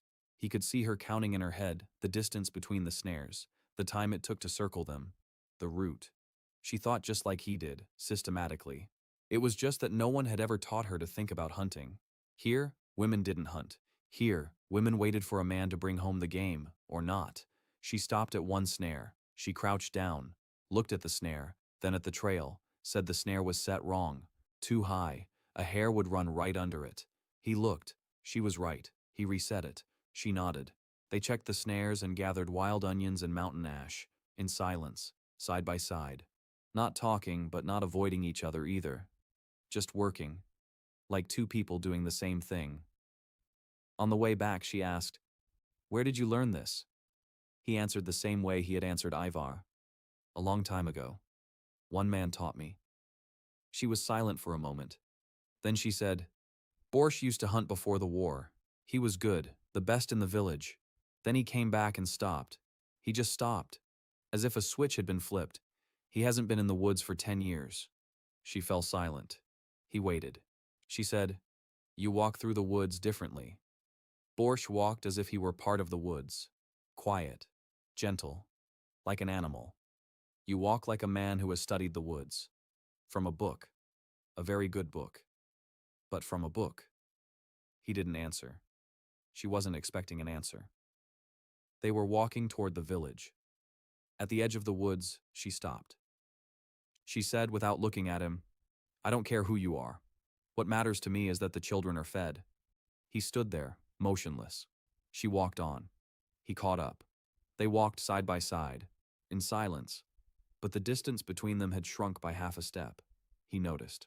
So did she. On the 28th day, he bagged a wild boar. Not just one. With a spear he'd made in Helga's smithy. He'd tied the tip to an ash pole, wrapped it with sinew, tightly. The boar came out to drink at the stream. A young buck, 70 kilograms. Artem waited behind a tree. The wind was blowing from the boar toward him. Just right. The beast didn't catch his scent. The boar lowered its head toward the water. Artem hurled the spear, from 5 meters away, into its side. Behind the front shoulder blade, right where the heart is, he hit it, not exactly in the heart, but into the lung. The boar let out a squeal. It spun around. It saw him. It charged. Artem jumped behind the tree. The boar flew past. It stopped. Blood was flowing from its side. The spear was sticking out. The beast turned around again, but more slowly. The blood was doing its job. Artem picked up a rock, heavy, as big as 2 fists. The boar charged at him. Artem retreated behind another tree. The boar crashed into the trunk. It stood up, swayed, fell to its knees, collapsed onto its side. It was breathing heavily, foam mixed with blood on its tusks. Artem approached. He grabbed the spear, finished it off with a single blow to the neck. Quickly, a clean kill, 70 kilograms, more than a deer, and fat. A wild boar has fat, lard, the thing he needs most of all, calories for the winter, warmth from within. He butchered the carcass for 4 hours, alone, with Helgi's knife, his hands up to the elbows in blood. He hauled it away in pieces. 4 trips. By evening, all the meat was in the porch. The smokehouse ran all night. He slept for 20 minutes between loads, changed the wood chips, checked the temperature. By morning on the 30th day, he had 6 pounds of smoked meat. One more than he'd promised Torvald. He took the extra to Jurgen, silently, set it on the table. Grandpa looked at the meat, then at him. He said, "You've lost your mind." Artem said, "They took your last sack of grain. Meat isn't grain, but it'll tide you over until spring." Jurgen was silent for a long time. Then he said, "I've lived in this village for 60 years. Borch. And this is the first time a neighbor has brought me food. Not asked for it. Just brought it." Artem said he owed him for the barrel. Jurgen grunted. He said the barrel was worth exactly 1 piece. And here there are 3. Artem shrugged. Jurgen looked at him from under his eyebrows. Then he said quietly, "You're not that Borsch. I'm old, but I'm not blind." Artem didn't say anything. He went out. He walked toward the hut. He counted the days. The 30th. Torvald would arrive in 3 days. The meat was ready. The debt would be paid. But this was only the beginning. The first snow would fall in 10 days, and that's when it would really begin. Torvald arrived on the 33rd day, just as he'd promised, with the same 2 bodyguards. Artem met him at the threshold. Silently, he held out the sack. 6 pounds of smoked meat, 5 for the tax, 1 on top. Torvald opened the sack. He sniffed. He took out a piece, tasted it, chewed, put the bag away. Looked at Artem, said, "The Baron tried the last batch. He liked it." Artem waited. Torvald said, "The Baron wants to know who smokes the meat in Heisholt." Artem felt a chill in his stomach. Not from the cold, from realization. Baron Ulv had noticed. Too well, too quickly. He told Torvald it was just an old recipe, a family recipe. Torvald smirked. He said that Borch the drunkard had no family recipes. There is family moonshine, and that the Baron is asking questions that are best answered. Artem said he would answer, when the Baron asks in person. Torvald raised an eyebrow. The guards behind him tensed slightly. Artem stood calmly. He knew what he was doing. A go-between is dangerous because he twists words. If the Baron wants to know, let him come himself or send an invitation. Then the conversation will be direct, without distortions. Torvald looked at him for 10 seconds. Then he nodded, turned around, left. Artem stood in the doorway and counted his heartbeats. He had just issued a challenge, a small one, a quiet one, but a challenge nonetheless. He had asked the Baron to come to him, not literally, but in essence. And now the Baron would either ignore it or respond. Both options provided information. There were 7 days left until the first snow. He was working like a man possessed. The snares yielded 3 or 4 hares a day. The wire snares from Helga's smithy caught 3 times as many as the leather ones. The fish traps in the stream brought in 7 or 8 fish each, small ones, but 2 kilograms a day in total. He found a second stream, deeper, with trout. He set 3 traps there. The trout were larger, 300 grams each, 4 trout a day, another kilo. The smokehouse ran non-stop. Smoke rose day and night. The smell hung over the hut constantly. Bundles of meat hung in the porch. The fish dried on ropes under the awning. Wild onions were dug up and stacked in a pit covered with sand. Rowan berries were gathered and hung in bunches under the eaves. He kept track. Every evening, smoked meat. 32 pounds, dried fish, 18 pounds, wild root vegetables, 2 sacks, rowan berries, half a sack, firewood. That's where things were tough, with the firewood. He chopped wood every day, for 2 hours, with an axe he'd borrowed from Helga. But one person with one axe can chop a quarter of a cubic meter in 2 hours. He needed 15 cubic meters for the winter, at least, for heating and cooking. He had 3 cubic meters for 6 months. That's death. Slow. Cold, but certain. He needed help, and he knew where to look for it. On the 35th day, he went to see the village elder, Gunnar. Gunnar was sitting in his cabin. It was big, the biggest in the village. 2 fireplaces, a pantry, a cellar, a glass window, the only one in Heusholt. Gunnar was drinking him honey. Not moonshine. Honey. Store-bought. Expensive. He was over 50. He was heavy-set with a red face and the cloudy eyes of a habitual drinker but not a drunkard. He looked at Artem as if he were a cockroach that had crawled into a bowl. He asked what Artem wanted. Artem spoke plainly. He needed firewood, a lot of it. He couldn't chop it all by himself. He proposed a trade. He'd teach 3 men from the village how to set snares and smoke meat. In return, they'd help him chop firewood. Day after day. Hour after hour. Gunnar took a sip of honey. He looked at Artem. He said that no one would learn from Borch. Borch was the lowest of the low in the village. A drunkard. A thief. His wife beats him. Artem stood calmly. He said that Borch had bagged a wild boar and a deer in a month. That his smokehouse works while everyone else's meat rots in the wind. That his snares catch hares every day, while the village's best hunter only comes every other time. Gunnar was silent. Artem added, "Winter will be long. The ravens have doubled their raids. Half the village won't make it to spring. If people learn to set wire snares and smoke meat using his method, more will survive. If not, it'll be the same as every year. 3 or 4 coffins come spring, maybe 5. Gunnar finished his mead. He set down his mug. He gave him a heavy look. He said, 4, not 3. And you're chopping wood not just for yourself. For me too. 10 cubic meters. Artem clenched his teeth. 10 cubic meters for Gunnar was a rip-off. But he nodded. Because 4 men with axes meant 15 cubic meters a week. 5 for him. 10 for Gunnar. Everyone alive. Everyone's warm. Gunnar leaned toward him. He said quietly, "And one more thing. Borsch, I know you're eyeing my spot. Everyone can see it. Don't mess with it. Heusholt is mine." Artem replied that he didn't want Gunnar's spot. He needed firewood. Gunnar stared at him without blinking. Then he waved his hand. "Go, I'll send some men tomorrow." Artem left. He walked back, lost in thought. Gunnar is afraid. Not of him. Of the fact that people will start listening not to the village elder but to a drunkard who suddenly became more useful than anyone else. That's dangerous. Gunnar isn't a fool. A drunk, but not a fool. He'll be waiting for a mistake. And he's not the only one waiting. Hravan the One-Eyed, the innkeeper, is watching too. Artem saw him by the palisade. He was standing there looking toward Borka's hut, at the smoke from the smokehouse, at the bundles of meat in the porch, at Marta, who was going out for water and no longer walked hunched over. Hravan had lost a customer. Bork used to bring him silver, grain, and hides in exchange for moonshine. Now he doesn't. That's a loss. And Haravan didn't like losses. On the 36th day, 4 men came to the hut, men from the village. A young fisherman named Stein, quiet, lean. Helgi's neighbor, old Brand, with a beard down to his waist, and 2 brothers, Knut and Frodi, strong, silent, with identical faces and identical axes. They looked at Artem warily. He led them into the forest, showed them the snares, explained how they worked. Here's the trail. Here's the track. Here's the loop. 4 fingers high, tied to a stake, a spring made from a hazel twig. Stein was the first to get the hang of it. He set the snare on his 3rd try. Clean. Perfect.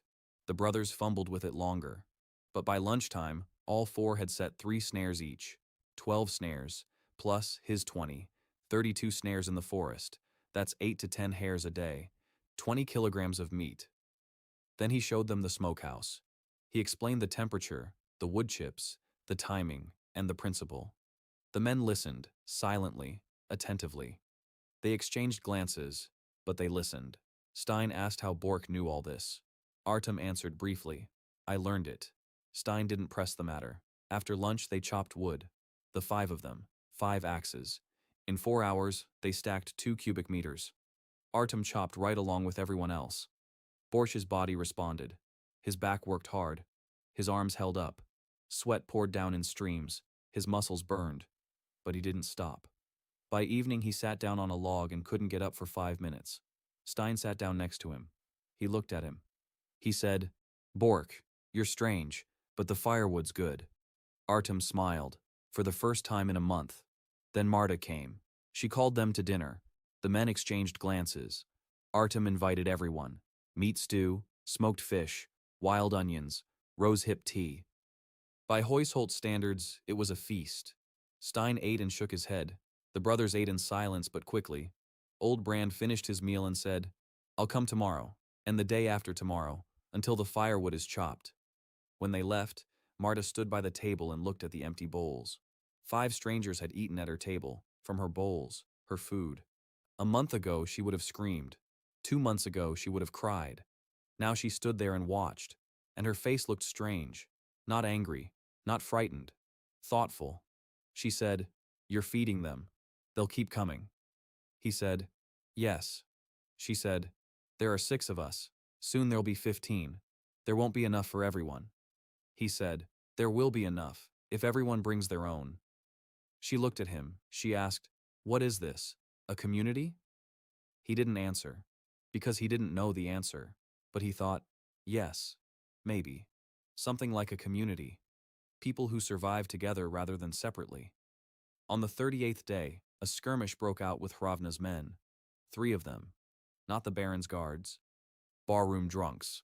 Half drunk. They showed up in the evening when Artem was returning from the forest. They stood in the path. The leader was a red-haired hulk named Garm, broader in the shoulders than Artem, with fists like cast-iron irons. He said that Hravan sends his regards, and that the drunkard had gotten too big for his britches, and that it was time to remind him who he really was. Artem stopped. He set the bag of loot on the ground. He looked at the 3 of them, the redhead in front, the other 2 behind him, a classic trio. 1 hits, 2 hold him, or 1 distracts him, 2 hit from the sides. He knew both tactics. He'd seen them hundreds of times, in alleyways, on the outskirts, during training exercises. The redhead stepped toward him. He swung his right fist, wide, slow, a drunken swing. Artem took a step to the left. He grabbed Garm's wrist, twisted it, didn't break it, applied just enough pressure to cause pain. Garm howled. He fell to 1 knee. The second guy lunged from the side. Artem let go of Garm. He stepped toward the second man. He stuck out his leg. A sweep. A classic one. On the trail, slippery with mud, the man flew face first into the ground. The third one stopped. He looked at the men lying on the ground, at Artem. He turned around and ran off. Garm got back to his feet. He was clutching his wrist. His eyes were wet with pain. The second man was spitting out mud. Artem picked up the bag. He looked at Garm. He said calmly, Tell Hravna, I don't drink. I won't. And I don't want to fight. But if you come back again, come sober. It'll be fairer.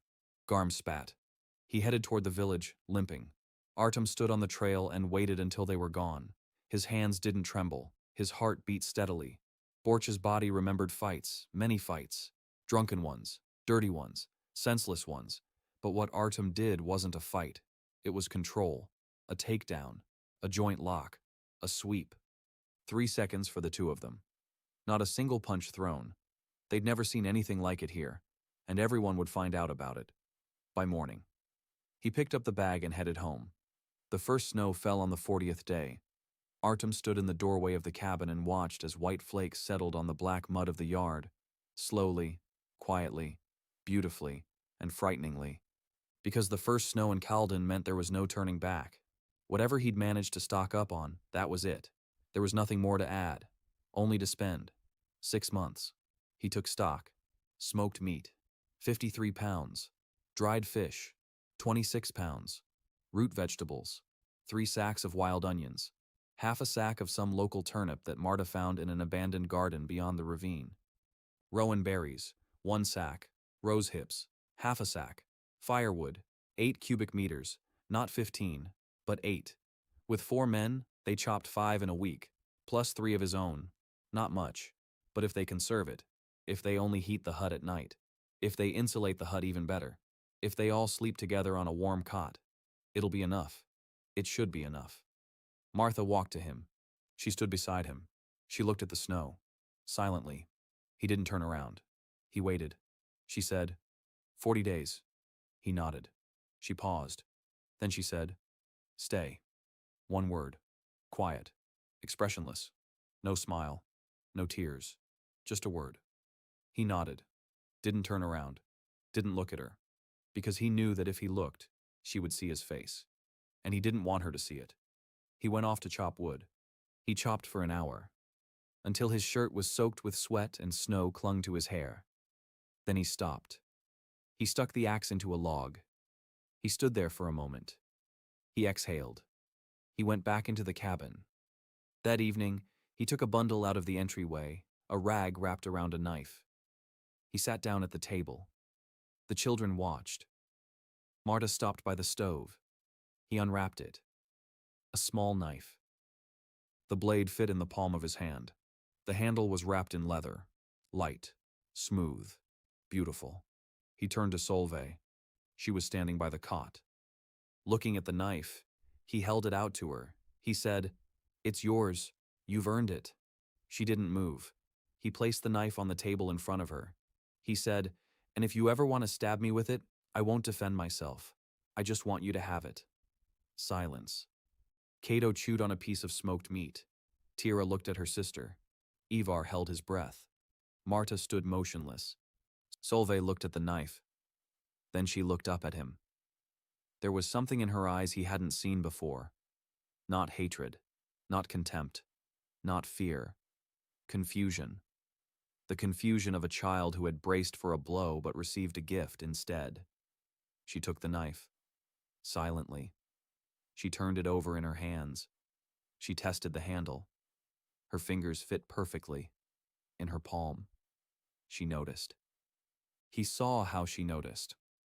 How her eyes widened slightly when she realized the knife was made to fit her hand. Not her mother's hand. Not for her brother's hand. For hers.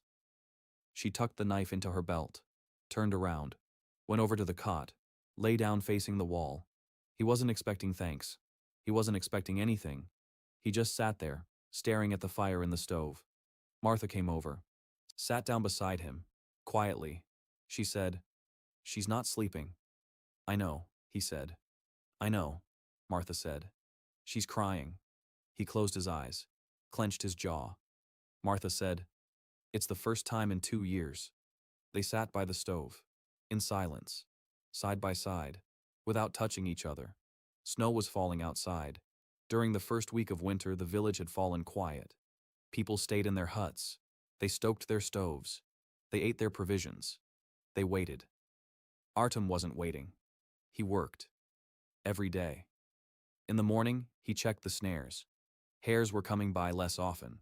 The snow was covering the trails. He rearranged the snares. Looked for new crossing points. Following tracks in the snow was easier than on bare ground.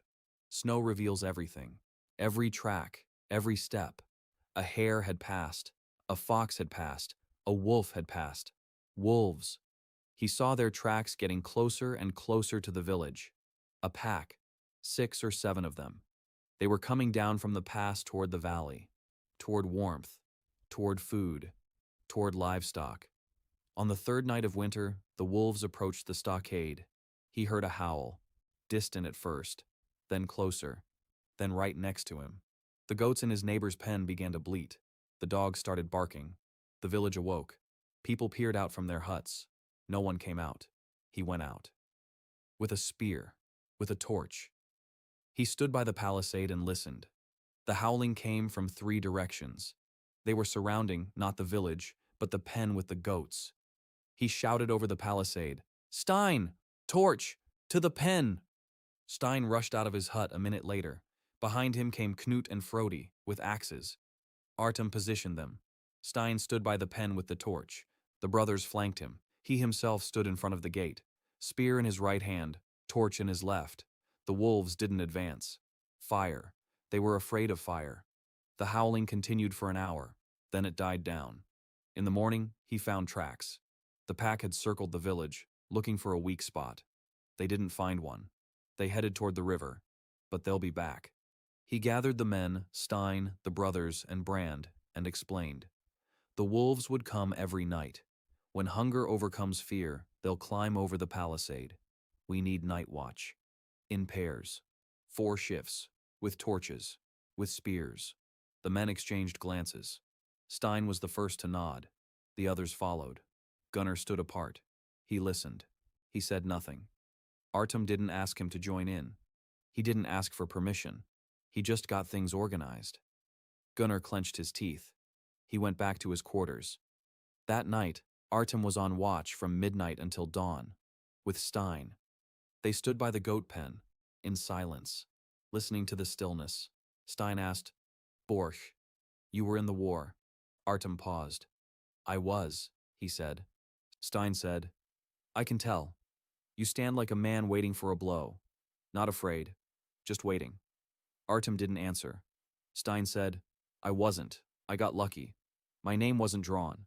He paused, then added, "Borch came back from the war a different man. Everyone knows. No one says anything. He used to be a good man. Before that." Artem stood in the darkness and listened. Stein spoke quietly, as if to himself. Before the war, Borch helped everyone. He hunted for the widows, he repaired roofs, he carried children on his shoulders, he called little Solveig Sunshine. Then he came back and started drinking, first in the evenings, then in the mornings, then non-stop. Marta held out for 3 years. Then she broke down too. She didn't break down. She bent, all the way to the ground. Artem listened, and he felt something heavy settle on his shoulders. Someone else's life, someone else's guilt, someone else's pain, which he had inherited along with this body. Borch wasn't a monster. Borch was a wounded man who couldn't find help and drowned his pain in a bottle, like thousands those Artem had seen on his calls, veterans, rescuers, police officers, everyone who had seen too much and couldn't forget. Borch was one of them, and now Artem carried his body, his family, his guilt, and his secret. The one lying in the cabin in the woods, the tube with the papers. He hadn't gone there yet. He'd had other things on his mind. But the time would come. Stein fell silent. They stood there until dawn. The wolves didn't come. In the morning, Artem returned to the cabin. The children were sleeping on the warm bed. Cato was sprawled out like a star. Tira was curled up in a ball. Ivar lay on his side with his fist propped under his cheek. Solveig slept on the edge. The knife in the sheath, which she had sewn herself from a scrap of leather, hung from her belt even in her sleep. Marta wasn't asleep. She was sitting by the stove, waiting for him. He came in, cold, wet from the snow. She stood up, took his hand. For the first time, on her own. His hand. Borch's hand. The hand that had beaten her. The hand that now set snares and built smokehouses and chopped wood and tended to her daughter and kept watch at night against the wolves. She took that hand and squeezed it for a second. Then she let go. She went to the stove. She poured him some hot broth. She set it on the table. He sat down. He drank. He warmed his hands on the bowl. Martha stood by the stove with her back to him. He saw her shoulders trembling slightly. Not from the cold. He finished drinking. He set the bowl down. He said quietly, "Thank you." She didn't turn around. He went out onto the porch. He lay down. He closed his eyes. And before falling asleep, he whispered into the darkness, as he did every night. "Thank you. I won't let you down." Winter really set in during the third week. The temperature dropped so low that a spit wouldn't freeze before it hit the ground. The wind from the mountain passes carried icy pellets that lashed his face like broken glass. The snow lay waist deep. The paths between the huts had turned into trenches. Getting out beyond the palisade became a feat. Every day, the snares were buried in snow. Artem dug them out every morning. He checked them. He rearranged them. The hares retreated deeper into the forest. The snares yielded only 1 or 2 a day instead of 5. The fish's snouts were frozen into the ice of the stream. He chopped them loose with an axe. Set them up again. The fishing was getting worse. 1 or 2 a day. Small ones. He counted them every evening. Supplies were dwindling, slowly. But that's right. 53 pounds of meat for 6 people for 6 months is 1.5 pounds a week, less than 100 grams per person per day. The children were growing, the children were eating. Cato ate for 2. He was growing like a weed. He said new words every day. He ran around the hut. He fell. He got up. He ran again. Ra ate very little. Her cough had gone away, but she was weak, thin, pale. She needed fat, protein, vitamins, everything that Artem couldn't provide in sufficient quantities. He skimped on himself. He ate last. He ate the least of all. Marta noticed. She said nothing, but she slipped him extra bites. Quietly, as if by accident. He pretended not to notice. And he ate, because if he collapsed from hunger, there would be no one left to hunt. In the 4th week of winter, a neighbor's child began to choke at night. Croup. Artem knew that sound. A barking cough. A wheezing breath. Stridor. The larynx swells. The airways narrow. The child is suffocating. In his world, they'd call an ambulance. Intubation. Adrenaline. Corticosteroids. None of that existed here. The child's mother ran to his hut at 3 in the morning. Barefoot. Wearing only a shirt. She was screaming that her son was dying. Artem didn't bother getting dressed. He grabbed a pot of boiling water. A rag. He ran. The child was 2 years old. Blue. Wheezing. Every breath sounded like it was coming through a straw. His eyes were rolling back. Artem acted as if on a medical call. Quickly. Precisely. Without a word. Hot steam. Lots of steam. He covered the child with a sheepskin coat. He placed the pot of boiling water nearby. The steam seeped under the coat. The child breathed in the steam, coughing, wheezing, but breathing. The warm, moist air was reducing the swelling. Slowly. He held the child upright, pressed him close. The child's head rested on his shoulder. That way, the airways are straighter. The air flows more easily. The mother stood nearby, pale, without tears. There would be time for tears later. Right now, she was looking at her son and waiting. 20 minutes later, his breathing evened out. The wheezing stopped. The cough remained, but it wasn't a barking cough, just a regular one, a wet one. The child started crying. That's good. If he's crying, that means he's breathing. Artem held him for another hour. Then he handed him to his mother. He told her to give him something warm to drink, not hot, warm. Hold him upright. If the steam tent starts up again, put a pot of boiling water under his coat. The mother nodded. She held her son tight with both hands. Artem stepped out into the night. The frost stung his face, wet with sweat. He stood by his neighbor's hut and looked at the stars. Bright, cold, strange stars in a strange sky. But the child was breathing. That was enough. By morning, the whole village knew about it. His mother told everyone, every neighbor, every man. Bork had saved her son, Bork the drunkard, Bork, whom they had expected to be dead. People came to his hut, not to him, to the hut. They stood by the fence. They watched. Someone had left a bundle of dried fish by the door. Someone else, a pot of porridge. Small gifts, awkward, silent. Like apologies from people who don't know how to apologize. Ivar dragged everything inside, his eyes wide. He said, "Dad, They brought this for us. For us. Artem stood there, staring at the bundle of fish and the pot of porridge on his table. A month ago, that table had been empty. A month ago, this was a family everyone had expected to be dead. A month ago, his name was a curse. He sat down, rubbed his face with his hands. Ivar asked, "Dad, what's wrong?" He said, "Nothing. I'm tired." Ivar sat down next to him. He rested his head on Artem's shoulder, just like that, like a son resting his head on his father's shoulder. Artem didn't move. He sat there, feeling the weight of the little head and the scent of a child's hair, smoked fish and the cheap soap that Marta made from ash and lard. He closed his eyes. A minute later, Tira came over, silently, quietly, like a mouse. She climbed onto his lap, curled up, didn't say a word, just sat there. He put his hand on her back. She was warm, not hot. Warm, healthy. Martha stood by the stove. She looked at them, at her husband and their 2 children, and at a scene she hadn't seen in many years, which she might never have seen at all, because the real Bork had gone off to war when Ivar was 2, and he'd come back a different man, and this one, had never existed. She turned away toward the stove, wiped her face with her sleeve. Solveig sat on the bench. She was sharpening her knife. She looked at her father, brother, and sister. Her face was inscrutable, but the knife she sharpened it slowly, not out of malice. She was just sharpening it, out of habit. The days passed. The frost grew bitterer. The firewood was running out faster than he'd expected. By the 5th week of winter, there were 4 cubic meters left. For 5 months. It wouldn't be enough. He knew it. Marta knew it. They didn't talk about it in front of the children. At night, he thought. He did the math.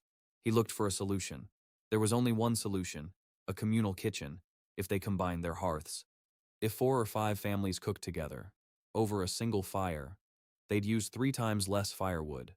The heat from one large hearth warms better than from 5 small ones. That's a lesson from thermodynamics.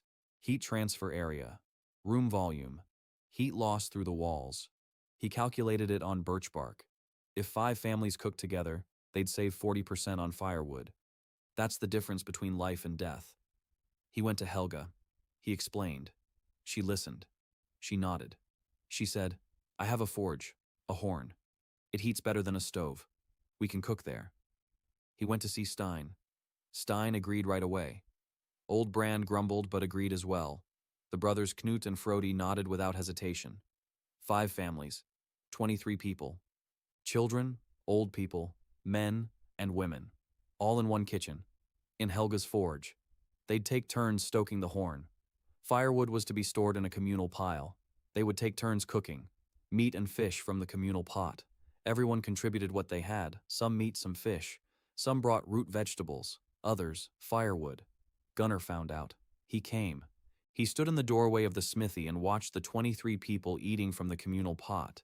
His face flushed red, but he said nothing, because sitting at the table were people who weren't dying. And in his hut, with its 2 fireplaces and a glass window, the firewood was running out too. He left. The next day he sent his wife, with a sack of grain, and he sent word through her that he was joining them. Artem gave him a place at the table, not the best, not the worst, just an ordinary one. Gunnar came himself that evening. He sat down. He ate in silence. He didn't look at Artem, but he ate. At the communal table, together with everyone else. It was a small victory. Quiet. Unobtrusive. But he knew its value. Gunnar at the communal table wasn't a sign of the village elders' surrender. It was an acknowledgement that a force had emerged in Huisholt that held people together. And that force wasn't a title, a fist, or silver. That force was smoked meat in a cauldron and the warmth from a single hearth shared by all. In the evening, he sat in the smithy after everyone had gone their separate ways. The embers were dying down. Helga was washing the cauldron. Marta was wiping down the table. Helga's boys were sleeping on a bench by the wall, huddled together. Ivar was helping Marta. Cato was sleeping on Tira's lap. Tira went about her business quietly, stroking her brother's head. Solveig sat by the forge, warming her hands. A knife on her belt, her face serene. Helga was done. She wiped her hands on her apron. She looked at Artem. She said, "You know the village calls you something else now." He asked, "What?" she said. Neighbor. Not Borch, not drunkard. Neighbor. He was silent for a moment. Neighbor. Not a name, not a title, just a word. But in this world, where neighbors were left to freeze to death behind the wall, where a stranger's child wasn't allowed over the threshold, where everyone died alone, in this world, the word neighbor meant more than a title. He nodded. He stood up. He walked toward the door. Helga called after him. For you and for Marta, I'll kill with my bare hands, know that. He stopped, didn't turn around, stood there for a moment, then he stepped out into the night. The frost stung his face, the stars hung high, the snow crunched under his feet. He walked toward his hut and thought, 2 months, 60 days ago he'd woken up on the floor after being struck with a shovel, with vomit in his mouth, with someone else's memories in his head, with 4 hungry children and a woman whose eyes held no life left. 60 days. Now he has a home, a family, 5 families eating from a single pot, a woman who takes his hand, a daughter who cries instead of hitting him, a son who rests his head on his shoulder, a little boy who talks, a girl who smiles, and a village that calls him a neighbor. 60 days, and 5 more months of winter ahead, and wolves, and the Baron, and the gray men, and a mystery at the outpost, and so many things he cannot foresee. But today, everyone is alive, everyone is fed, everyone is warm. He entered the hut, lay down on his sheepskin in the entryway, closed his eyes, and whispered into the darkness, "Thank you, I won't let you down." In the 8th week of winter, Artem found him by the stockade. The man was lying face down in the snow. Gray clothes, a gray cloak, gray bandages on his legs, gray as the earth, as stone, as ash. A gray man. Artem stood over him and felt his heart beating faster. Rumors had been circulating all fall, gray people at the mountain passes, slaughtering livestock, abducting children, part bandits, part werewolves, or perhaps the damned. The church of the single flame remained silent. The village was afraid, and now one of them lay by the palisade, in the snow, half dead. Artem crouched down.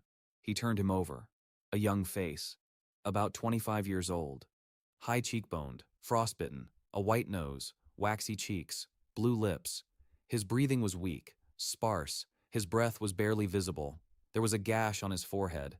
The blood had congealed and frozen into a black crust. His hands were wrapped in rags. Beneath the rags, his fingers were swollen. 2nd-degree frostbite, maybe 3rd degree. Artem took off his glove. He pressed his fingers to the neck. A pulse. Weak. Rapid. Thready. The man was dying. Slowly. Quietly. Just as people die from hypothermia. The body shuts down the extremities. It drives blood to the heart and brain. The final stage. If he didn't warm him up within the next hour, it would be too late. Artem lifted him up, hoisted him onto his shoulder. Heavy, 70 kilograms, maybe more. Beneath the gray rags were muscles, not a peasant's, but a soldier's. He carried him through the village. People watched from their huts. Someone shouted, "Borch, you've lost your mind. He's a gray." He didn't stop. He carried him into a hut.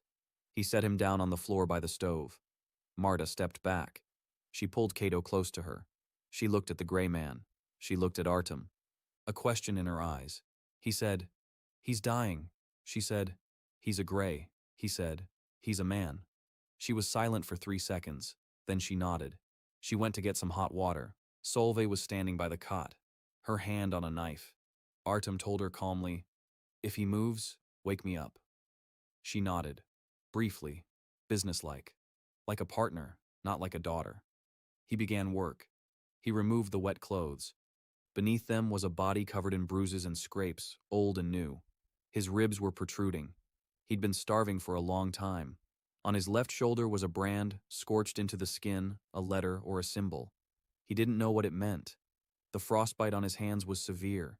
2 fingers on his left hand were black. Dead. They couldn't be saved. The rest could be, if warmed up slowly, not with hot water. Warm water, slightly warmer than body temperature. Hot water on frostbite means tissue death. He knew that. He'd seen it dozens of times. Tourists pulled from under avalanches, fishermen from frozen lakes, children lost in the woods, slow rewarming, warm water, warm rags, no rubbing, no alcohol, just warmth, gradual, gentle. like coming back from the dead. He wrapped the man in warm rags, changed them every 20 minutes, fed him warm broth by the spoonful. 2 hours later, the man began to shiver. That's good. The body was starting to warm up. Shivering is the muscles at work. Muscles generate heat. The body is coming back to life. 4 hours later, he opened his eyes. Gray, cloudy, frightened. He looked at Artem, at Marta, at Solveig, who was holding a knife. He flinched, tried to stand up. Artem placed a hand on his chest. He said quietly, "Lie down. You're safe." The man looked at him. He didn't believe him. Artem didn't press the issue. He just sat there beside him, waiting. An hour later, the man spoke. His voice was hoarse, weak. He introduced himself as Vigo, a deserter from the Baron's army. He'd fled 3 weeks ago from Wolf's Fang Fortress. 5 others had fled with him. 2 froze to death on the mountain pass. 1 fell into a ravine. 1 was captured by the Baron's guards. The last one went to the Greys. Artem asked who the Greys were. Vigo fell silent. For a long time. Then he said, "People. Ordinary people. Peasants who were driven from their land. Fishermen who were forbidden to fish. Hunters accused of poaching. Families fleeing taxes. They live in the mountains, in caves, in dugouts. They wear gray to blend in with the rocks. No werewolves, no curses, just hungry, freezing people who've had everything taken from them." Artem listened. Marta listened. Solveig listened. Vigo spoke. "Baron Ulv is gathering an army, not for war against a neighboring kingdom, for war against his own peasants. The Greys have become too numerous, too organized. They have a leader now, a woman, young, with a scar across her eyebrow. Her name is Rio." Artem remembered the name. Vigo continued speaking. "Ulv raised the taxes not because he's preparing for war with his neighbors. He's confiscating supplies to starve the Greys into submission, to cut them off from the villages, to cut them off from trade, to cut them off from food. In winter, without food, they'll die out on their own, without war, without blood on the Baron's hands. A clean job." Artem sat and thought. The Baron isn't fighting an enemy. He's fighting his own people. He's raising taxes to starve the fugitives, and the village pays. And stays silent, and waits for it all to end. As always. Vigo fell asleep. Artem stepped out onto the porch. Marta followed him. They stood side by side. She asked quietly. "What now?" he said. "Now we have a guest," she said. "Gunnar will find out. He'll report it to the Baron." He nodded. She said, "They'll burn us." He looked at her. She stood in the darkness of the porch, thin, with gray strands at her temples. Her hands cracked with dryness. She was talking about how they'd burn them, calmly, without panic, as if talking about the weather. Because for her, the threat of death had long since become a backdrop. Like the cold, like hunger, like the beatings that were no longer there. He said, "They won't burn us. I won't let them." She looked at him. In the darkness, he couldn't see her eyes, but he could feel her gaze, heavy, warm, tired. She said, "I believe you." 3 words, for the first time, without reservations, without conditions, without expecting a catch. "I believe you." He stood there in silence, because he couldn't speak. Because those 3 words weighed more than all the smoked meat and all the hair pelts and all the repaired roofs put together. She went back into the house. He stood in the entryway, alone. Then he sat down. Then he lay down. Then he closed his eyes. Vigo stayed with them for 2 weeks. He recovered slowly. Artem amputated 2 dead fingers with Helgi's knife. A knife red hot from the fire. Without anesthesia. Vigo clenched his teeth and didn't scream. He just turned as white as a sheet. Artem bandaged the wound. He treated it with birch tar. It healed cleanly. Without pus. The tar worked. Over the course of 2 weeks, Vigo told him many things. About Wolf's Fang Fortress. About the number of guards. About the supplies in the fortress's cellars. About the Baron's character. Ulf Hravinsson wasn't evil. He was rational. To him, people were a resource. Like timber. Like ore. Like livestock. A resource must be used efficiently. An inefficient resource is written off. The Greys were an inefficient resource. Until recently, Haesholt had been one too. Now Haesholt produced the best smoked meat in the valley, and the Baron had noticed. When Vigo had regained his strength, he left. At night. Quietly. He left his knife on the table. A good one. A combat knife. With the fortress's mark on the blade. And a note scratched with charcoal on birch bark. 3 words. The Greys remember kindness. Artem put the knife away. He burned the birch bark. He sat by the stove and thought until dawn. Toward the end of the 3rd month of winter, famine struck. Not them. The village. The 3 families who didn't belong to the community ran out of meat. Then grain. Then everything. Old Gertrude was the first to come. A widow. She lived alone. 8 cats. Not a single relative. She came to Helga's smithy. Stood at the door. Didn't ask for anything. She just stood there, silently, with a bowl in her hands. An empty bowl. Artem saw her from the window. He went out. He ladled some soup from the cauldron into her bowl. She ate standing up. Slowly. Her hands were shaking. The spoon clattered against the rim of the bowl. When she finished, she bowed. Deeply. All the way to the ground. And she left. The next day, 2 people came. Then 4. Then everyone who hadn't been accepted into the community. Hungry. Quiet. With empty bowls and empty eyes. Artem stood by the cauldron and handed out the soup. Marta stood beside him. She counted. Every ladleful was a portion that wouldn't be enough for her own people. Every stranger's mouth was a piece taken away from Cato, from Tira, from Ivar. She counted and said nothing. He saw how she pressed her lips together, how she turned pale, how she looked at the stranger's children and then at her own, and remained silent. In the evening, when everyone had left, she stood by the stove, her back to him. He waited. She turned around. Her eyes were dry, hard. She said, "If we feed everyone, we won't make it to spring." He said, "I know." She said, "But you'll feed them." He said, "Yes." She was silent for a long time. Then she climbed up under the rafters. She pulled out a bundle. She unwrapped it. A piece of smoked meat, 1.5 pounds, her personal stash, hidden away for a rainy day, for the very worst of times, when the children would be dying and there would be nothing left in the house. She placed the meat on the table. She looked at Artem. She said, "You do it this way, so I'll do it this way too." He stood there looking at her, at this woman who had endured 3 years of beatings, who slept with a knife, who had forgotten how to smile, who had just given away her last bit, not to him, not to the children, to strangers, because that's what her husband does. He walked up to her, close. She didn't step back. For the first time, she didn't step back when he came close. He raised his hand, slowly. She saw his hand. She didn't flinch. He brushed a strand of hair from her face, gently, with his fingertips. She closed her eyes. She stood like that for 3 seconds. Then she opened them. She looked at him and said quietly, "I'm frozen." He didn't understand. She said, 3 years. I'm frozen. Inside. Everything's frozen. And now it's melting. And it hurts. Because when ice melts, it hurts. He said, "I know." She said, "How do you know?" He said, "I too was once frozen. A long time ago. In another life." She looked at him. He looked at her. Half a step separated them. And 3 years of beatings. And 10 years of someone else's guilt. And a whole world she didn't know. She turned and walked away to the children. He stood by the table. He looked at a piece of meat. Then he picked it up. He carried it to the cauldron. In the morning, it would be divided into 20 portions, a spoonful each. Not much, but enough to stay alive. 2 days later, Artem gathered everyone. 38 people, the whole village, in Helga's smithy. It was cramped, hot from the forge. It smelled of sweat, smoke, and wet wool. He stood by the anvil, not on it, but next to it. He wasn't going to climb up onto the platform.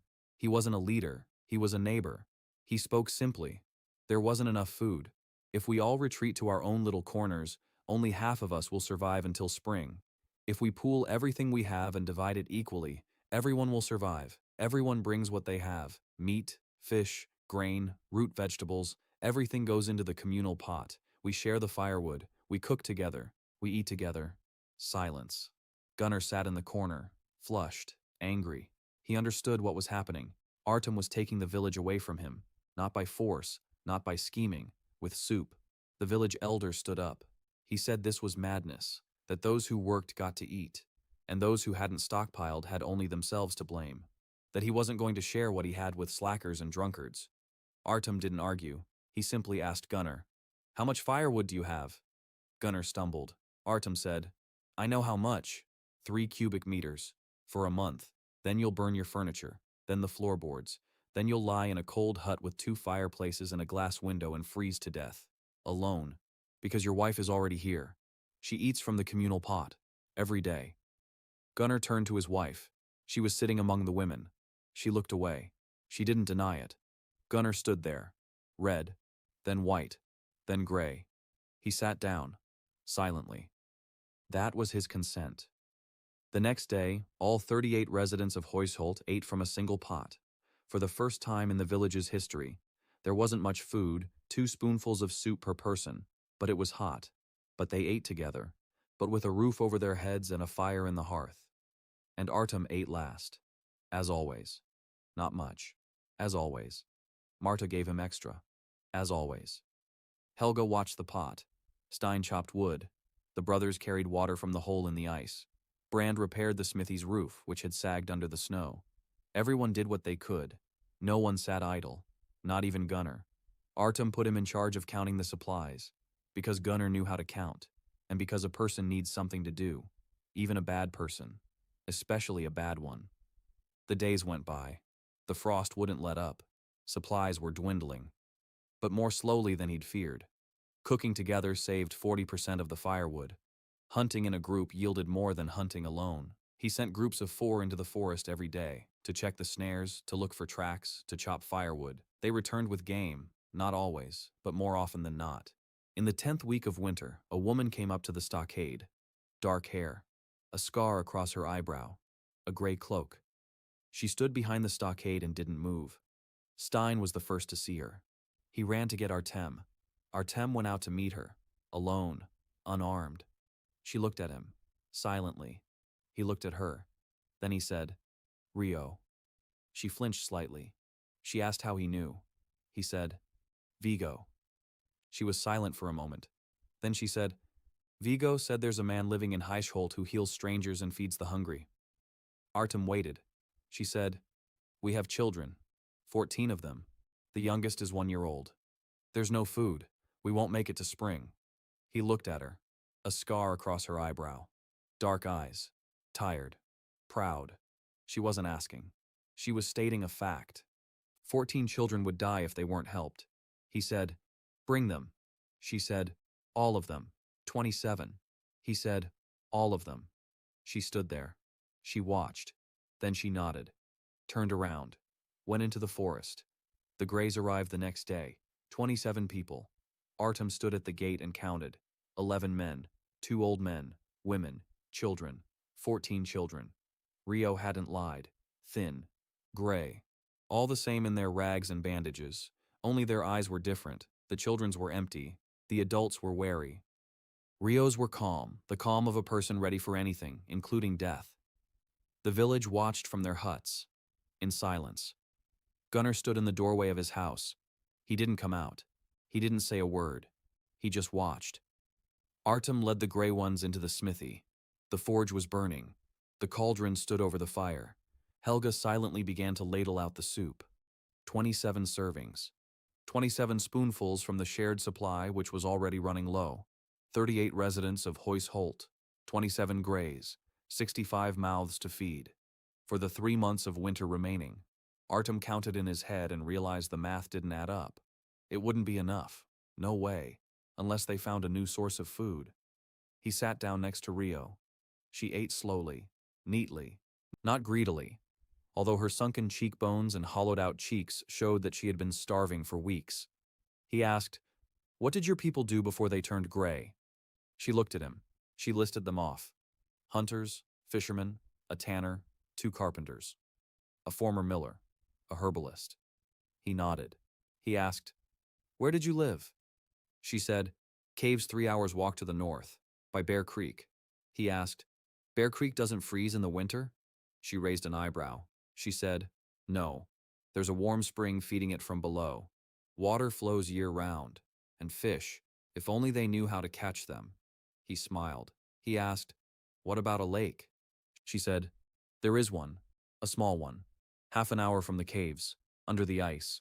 The fish there are big, but the ice is thick. We don't have any tools. He stood up and went to Helga. He said 3 words. Ice pick. For the ice. Helga nodded. By evening, a heavy iron rod with a sharpened end lay in the smithy. An ice pick. A tool for drilling holes in the ice. Artem took the ice pick. He took Stein. He took the 2 gray-haired men, a hunter named Magnus and a fisherman named Olav. They set out at dawn, 3 hours waist-deep in snow, to Bear Creek. The creek hadn't frozen over. A warm spring gushed from beneath the rocks. The water steamed in the cold. Fish swam in the water. Trout, large ones, half a kilo each. Artem set up 3 wicker traps. He showed Olav how to weave them. The fisherman got the hang of it in a minute. His hands remembered the nets and tackle. Only the traps were new to him. Then they went to the lake, the ice as thick as a palm. Artem struck it with a pickaxe. 20 blows. A hole. 20 more. 1 more. 3 holes. Stein carved fishing rods from hazel wood, hooks from the blacksmith shop, bait made from hair guts. The first fish bit 10 minutes later. A burbot. A kilogram. Dark. Fatty. Burbot in winter is a lifesaver. Its liver contains more fat than any other organ in any other fish. Calories, vitamins, life. In 4 hours they pulled 14 fish out of the hole, 7 burbot, 4 trout, 3 perch, 12 kilograms of pure food, in a single day. Artem stood by the hole and looked at the fish piled on the ice. 12 kilograms. If we fish every day. If we fishing as a team. 20. 25. The math was starting to add up. They returned by evening. The smithy smelled of fish soup. Helga and Marta had already filleted the trout from the stream. The girls had done a great job. 6 fish in half a day, plus 14 from the lake. 20 fish. 65 people ate hot fish soup. A full bowl each. A full bowl for the first time in 3 weeks. Cato ate and chattered non-stop. New words poured out of him like peas. He asked what a burbot, why the fish was wet, why the soup was hot. Marta answered, patiently, with a hint of a smile. Tira sat next to a gray-haired girl her own age. They didn't talk. They just sat side by side. 2 small, silent creatures. But they sat side by side. That was already a lot. Artem sat against the wall and ate his portion. Rio approached him. She sat down next to him. Silently. Then she said, "You're a strange person." "Bork," he said. "I hear that a lot." She didn't smile. She said, "My people aren't used to taking. They're used to surviving on their own. It's hard for them." He said, "It was hard for me too." She looked at him. He added, "But then it got easier. When I realized I couldn't survive alone." She was silent. Then she said, "What do you want in return?" He looked into her eyes. He said, "Nothing." She smiled wryly. "It doesn't work that way," she said. "It does," he said. "I want the children to live to see spring. All the children. Mine, yours, others, everyone." She looked at him for a long time. Then she turned away, and he saw her wipe her eyes with the back of her hand, quickly, so no one would notice. A week later, the grays had settled in. The fishermen went out on the lake every day. The hunters set snares alongside Artem's men. The carpenters repaired the palisade and the roofs. The tanner began working with the hides. Rio organized the women of the Greys to help in the smithy and by the cauldron. Quietly. Precisely, without unnecessary words, she was a leader. A true one. Not the kind who shouts, the kind who gets things done. Artem saw this and respected her. Haysholt grew from 38 people to a village of 65. And for the first time in a generation, no one was truly starving. They were hungry. Supplies were scarce. It was hard. But no one died. Not a single child. Not a single old person. Not a single one of old Gertrude's cats. One evening, Ingrid came to Artem's cabin. Not to see him. To see Marta. Artem was sitting in the porch and could hear their conversation through the wall. Ingrid spoke quietly. Marta listened. Ingrid said, "Your husband is back. The real one. Take care of him." Marta was silent for a long time. Then she said, "He's not my husband." Ingrid asked, "Then who is he?" Marta said, "I don't know, but he's better than my husband." Better than the husband I loved before the war. Because that one loved me. And this one loves everyone, including me. But everyone. And that's scarier. Because I want him to love only me. And that means I'm alive again. And it hurts. Artem sat in the entryway. He listened and held his breath. Spring arrived as it should. Suddenly. At the end of the 6th month of winter, when it seemed the frost would never end, raindrops pounded on the roofs of Haseholt like a drum roll. The snow melted, streams burst forth, rich black earth emerged from beneath the snowdrifts. 65 people stood in the street and gazed at the sun. For the first time in half a year, the real thing, warm, alive. Kato stood with his head tilted back, squinting. Tira held his hand and was squinting too. Ivar stood next to Artem, upright. He'd matured by 3 years over the winter. Over his shoulder hung the bow Artem had made for him from ash wood.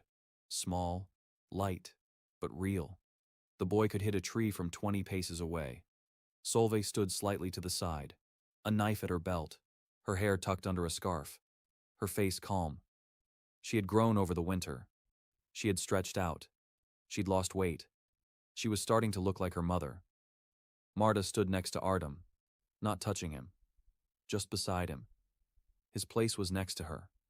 Her place was next to him. That was no longer up for debate. Everyone had survived. All 65 of them. Not a single casualty. For the first time in the history of Haseholt. For the first time in a generation. For the first time. Artem stood in the sun and thought about what lay ahead. The Baron. Ulf knew about the Greys in Haseholt. Thorvald had told him. Or Gunnar. Or one of the traveling merchants who had begun stopping by the village as spring approached, drawn by rumors of smoked meat. The Baron knew, and he remained silent. For now.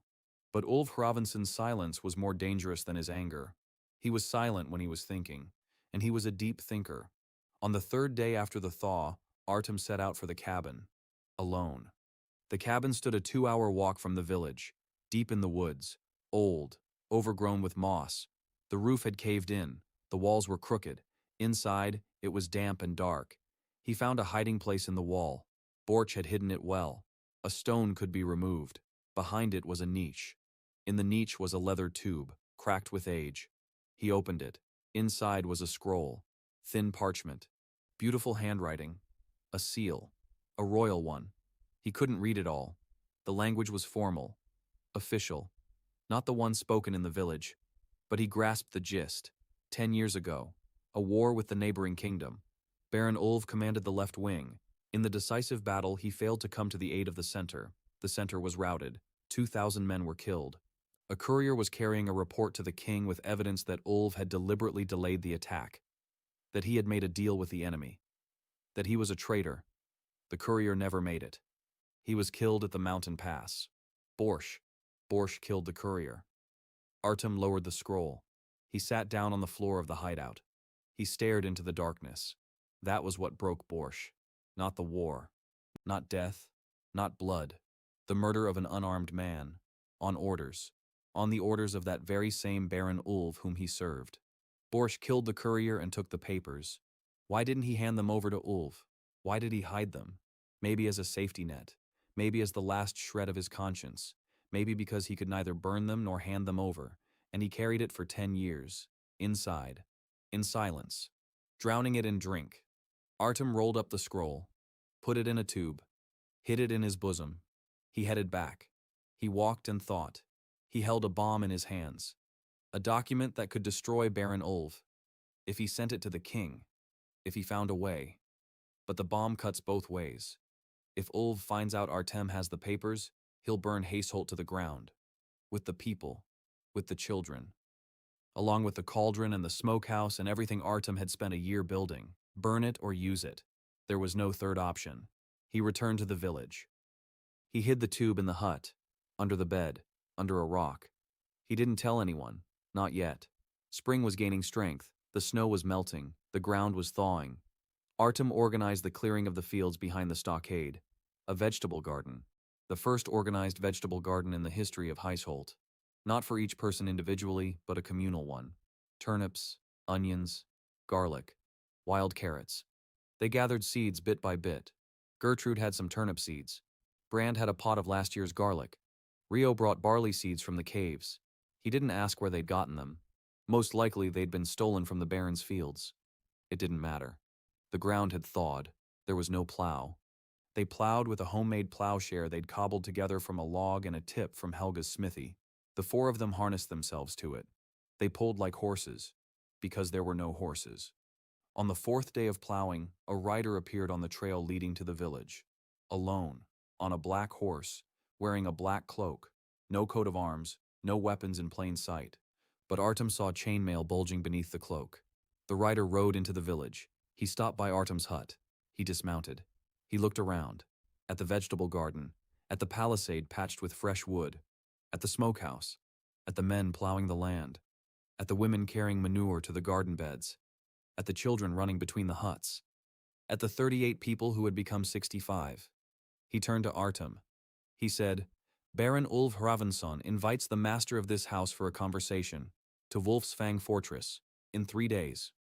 Artem stood there and felt a chill in his stomach. Not from fear, from realization. Ulf doesn't send invitations. Ulf sends orders. An invitation means the Baron wants to talk. And Ulf only speaks when he wants something, or when he wants to see his enemy up close before destroying him. He said, "Tell the Baron, I'll be there." The rider nodded. He turned his horse around and rode off. Marta came out of the hut. She had heard everything. She stood there pale as a sheet. Her hands were clenched. She said, "Don't go." He looked at her. She said, "He'll kill you." He said, "He won't. He wants something. I'm of no use to him if I'm dead." She said, "You don't know Ulf." He said, "No, I don't. But he doesn't know me either." She looked at him. Her eyes were wet. Her jaw was clenched. She wasn't crying. Marta never cried in front of him. Never. But her eyes were wet. He walked over to her, took her hands, both of them. She didn't pull away. He said, "I'll be back." She said, "Promise me." He said, "I promise." Wolf's Fang Fortress stood on a rocky ledge above the valley. Gray, sullen, stocky. It wasn't built for beauty. It was built for war. Walls 3 paces thick. An oak gate reinforced with iron. A single tower. Square. With loopholes instead of windows. Artem walked along the path toward the gate and counted. 6 guards at the entrance, 2 on the wall, 4 in the courtyard, at least 20 inside, judging by the number of horses in the stable. Not an army, but enough to burn down Hazeholt in a single day. They led him through the courtyard, through a dark corridor, through a hall with a soot-stained ceiling and a long table seating 10. Ulf sat at the head of the table, alone, not in armor, in a simple woolen shirt, dark, without adornments. His hair was cut short. His beard was neatly trimmed. His eyes were light, almost white, wolf-like eyes. He wasn't old, about 45, thin, wiry. His hands rested on the table, calm. In front of him stood a jug and 2 bowls. He motioned for Artem to take the seat across from him. Artyom sat down. Ulf poured from the jug for himself and for Artyom. Honey. Good honey. Thick. Artyom didn't touch his bowl. Ulf noticed. He raised an eyebrow. Artyom said, "I don't drink." Ulf smirked. He said, "Borscht doesn't drink. Interesting." He paused. He looked at Artem. For a long time. The way a buyer looks at merchandise. Assessing. Weighing it. Then he said, "I was told an interesting story. About a drunkard who became a hunter in 40 days. A healer in 2 months. A village elder in 3 months." Artem said, "I'm not a village headman." Ulf said, "No, you're worse. You're the kind of person people follow. That's more dangerous." Artem remained silent. Ulf continued, "I was told that you took in the Greys, 27 people, fugitives, my fugitives." Artem didn't deny it. He said, "Hungry people, with children, in winter." Ulf nodded, calmly, without malice. He said, "I could have you hanged for that, by law, harboring fugitives." Artem said, "You could, but that's not why I called you here." Ulf tilted his head slightly. He narrowed his eyes. He was studying him.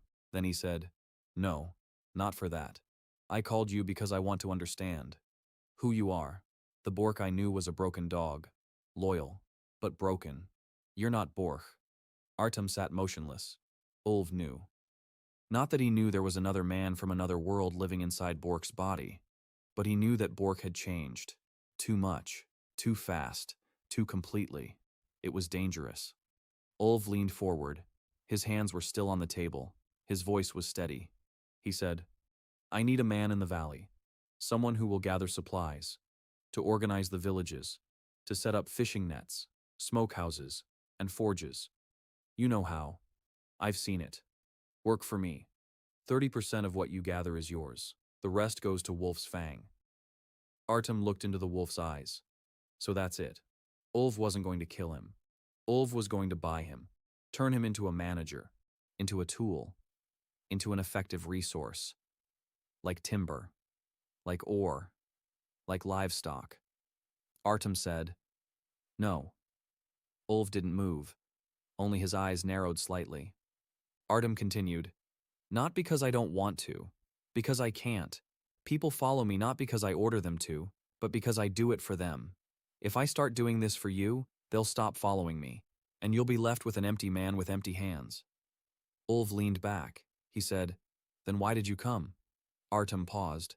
Then he said, because you invited me, and because I want to propose something else. Ulv waited. Artem spoke, slowly, weighing every word. Huisholt produces smoked meat, the best in the valley. Fish, hides, soon, iron, in a year, grain. You can burn it all down, or tax us so heavily that we'll suffocate, or leave us alone and take 10% of everything we produce.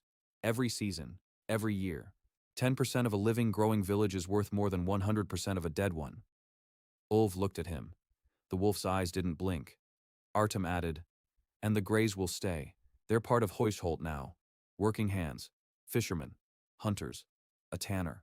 More hands, more food, more taxes. Ulv was silent. Artem could see his mind working.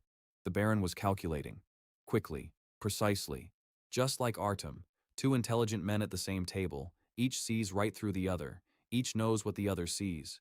Ulv said, 15%, and you're responsible for keeping order in the valley, personally. Artem said, 12, and I'm not responsible for keeping order. I'm responsible for the harvest. Ulv smirked for the first time during the entire conversation. He said, a peasant is haggling with a baron. The world has changed. Artem said, the world is always changing.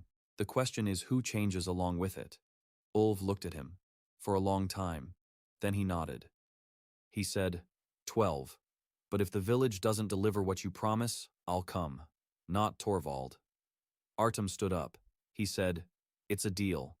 He turned around and walked toward the door. Ulv called after him, Borch. Artem stopped. He didn't turn around.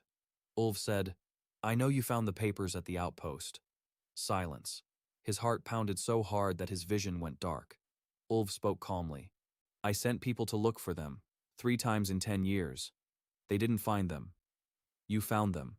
Because Borch was hiding them from me. A clever dog. Artem stood there. He didn't move. Ulv said, you can burn them. You can send them to the king. If you burn them, nothing will change. If you send them, war will break out. Here, in the valley. Your children will be right in the middle of it. Think about it. And Artem, think about it too. Who needs those papers? You, me, the king. They'll bring none of us anything but blood.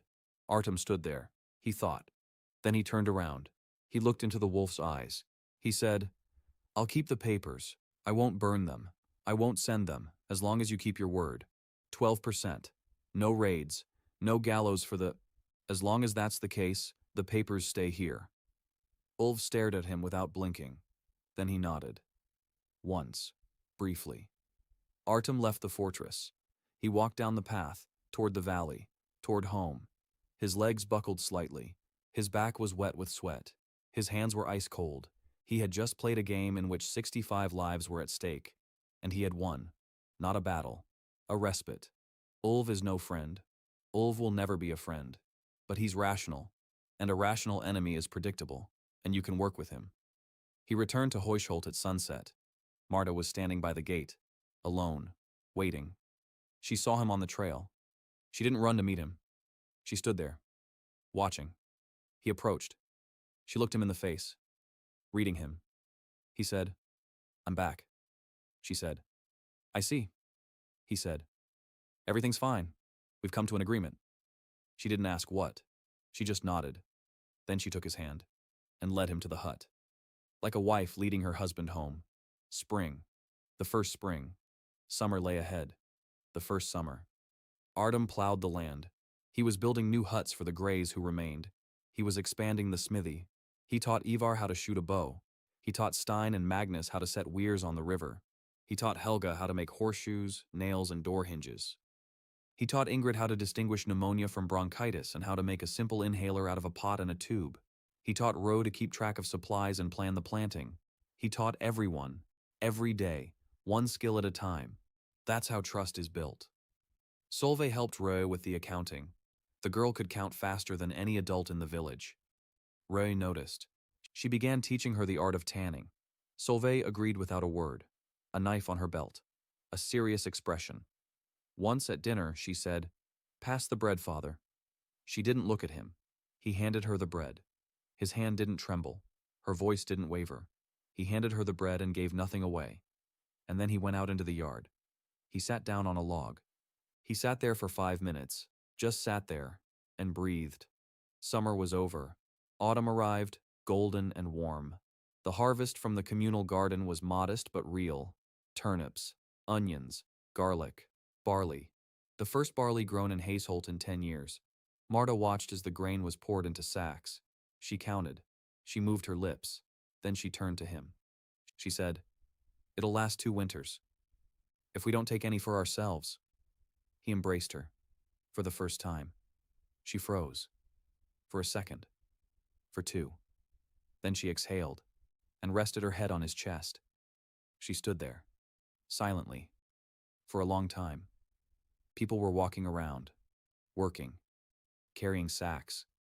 No one was looking. Everyone saw. No one was looking.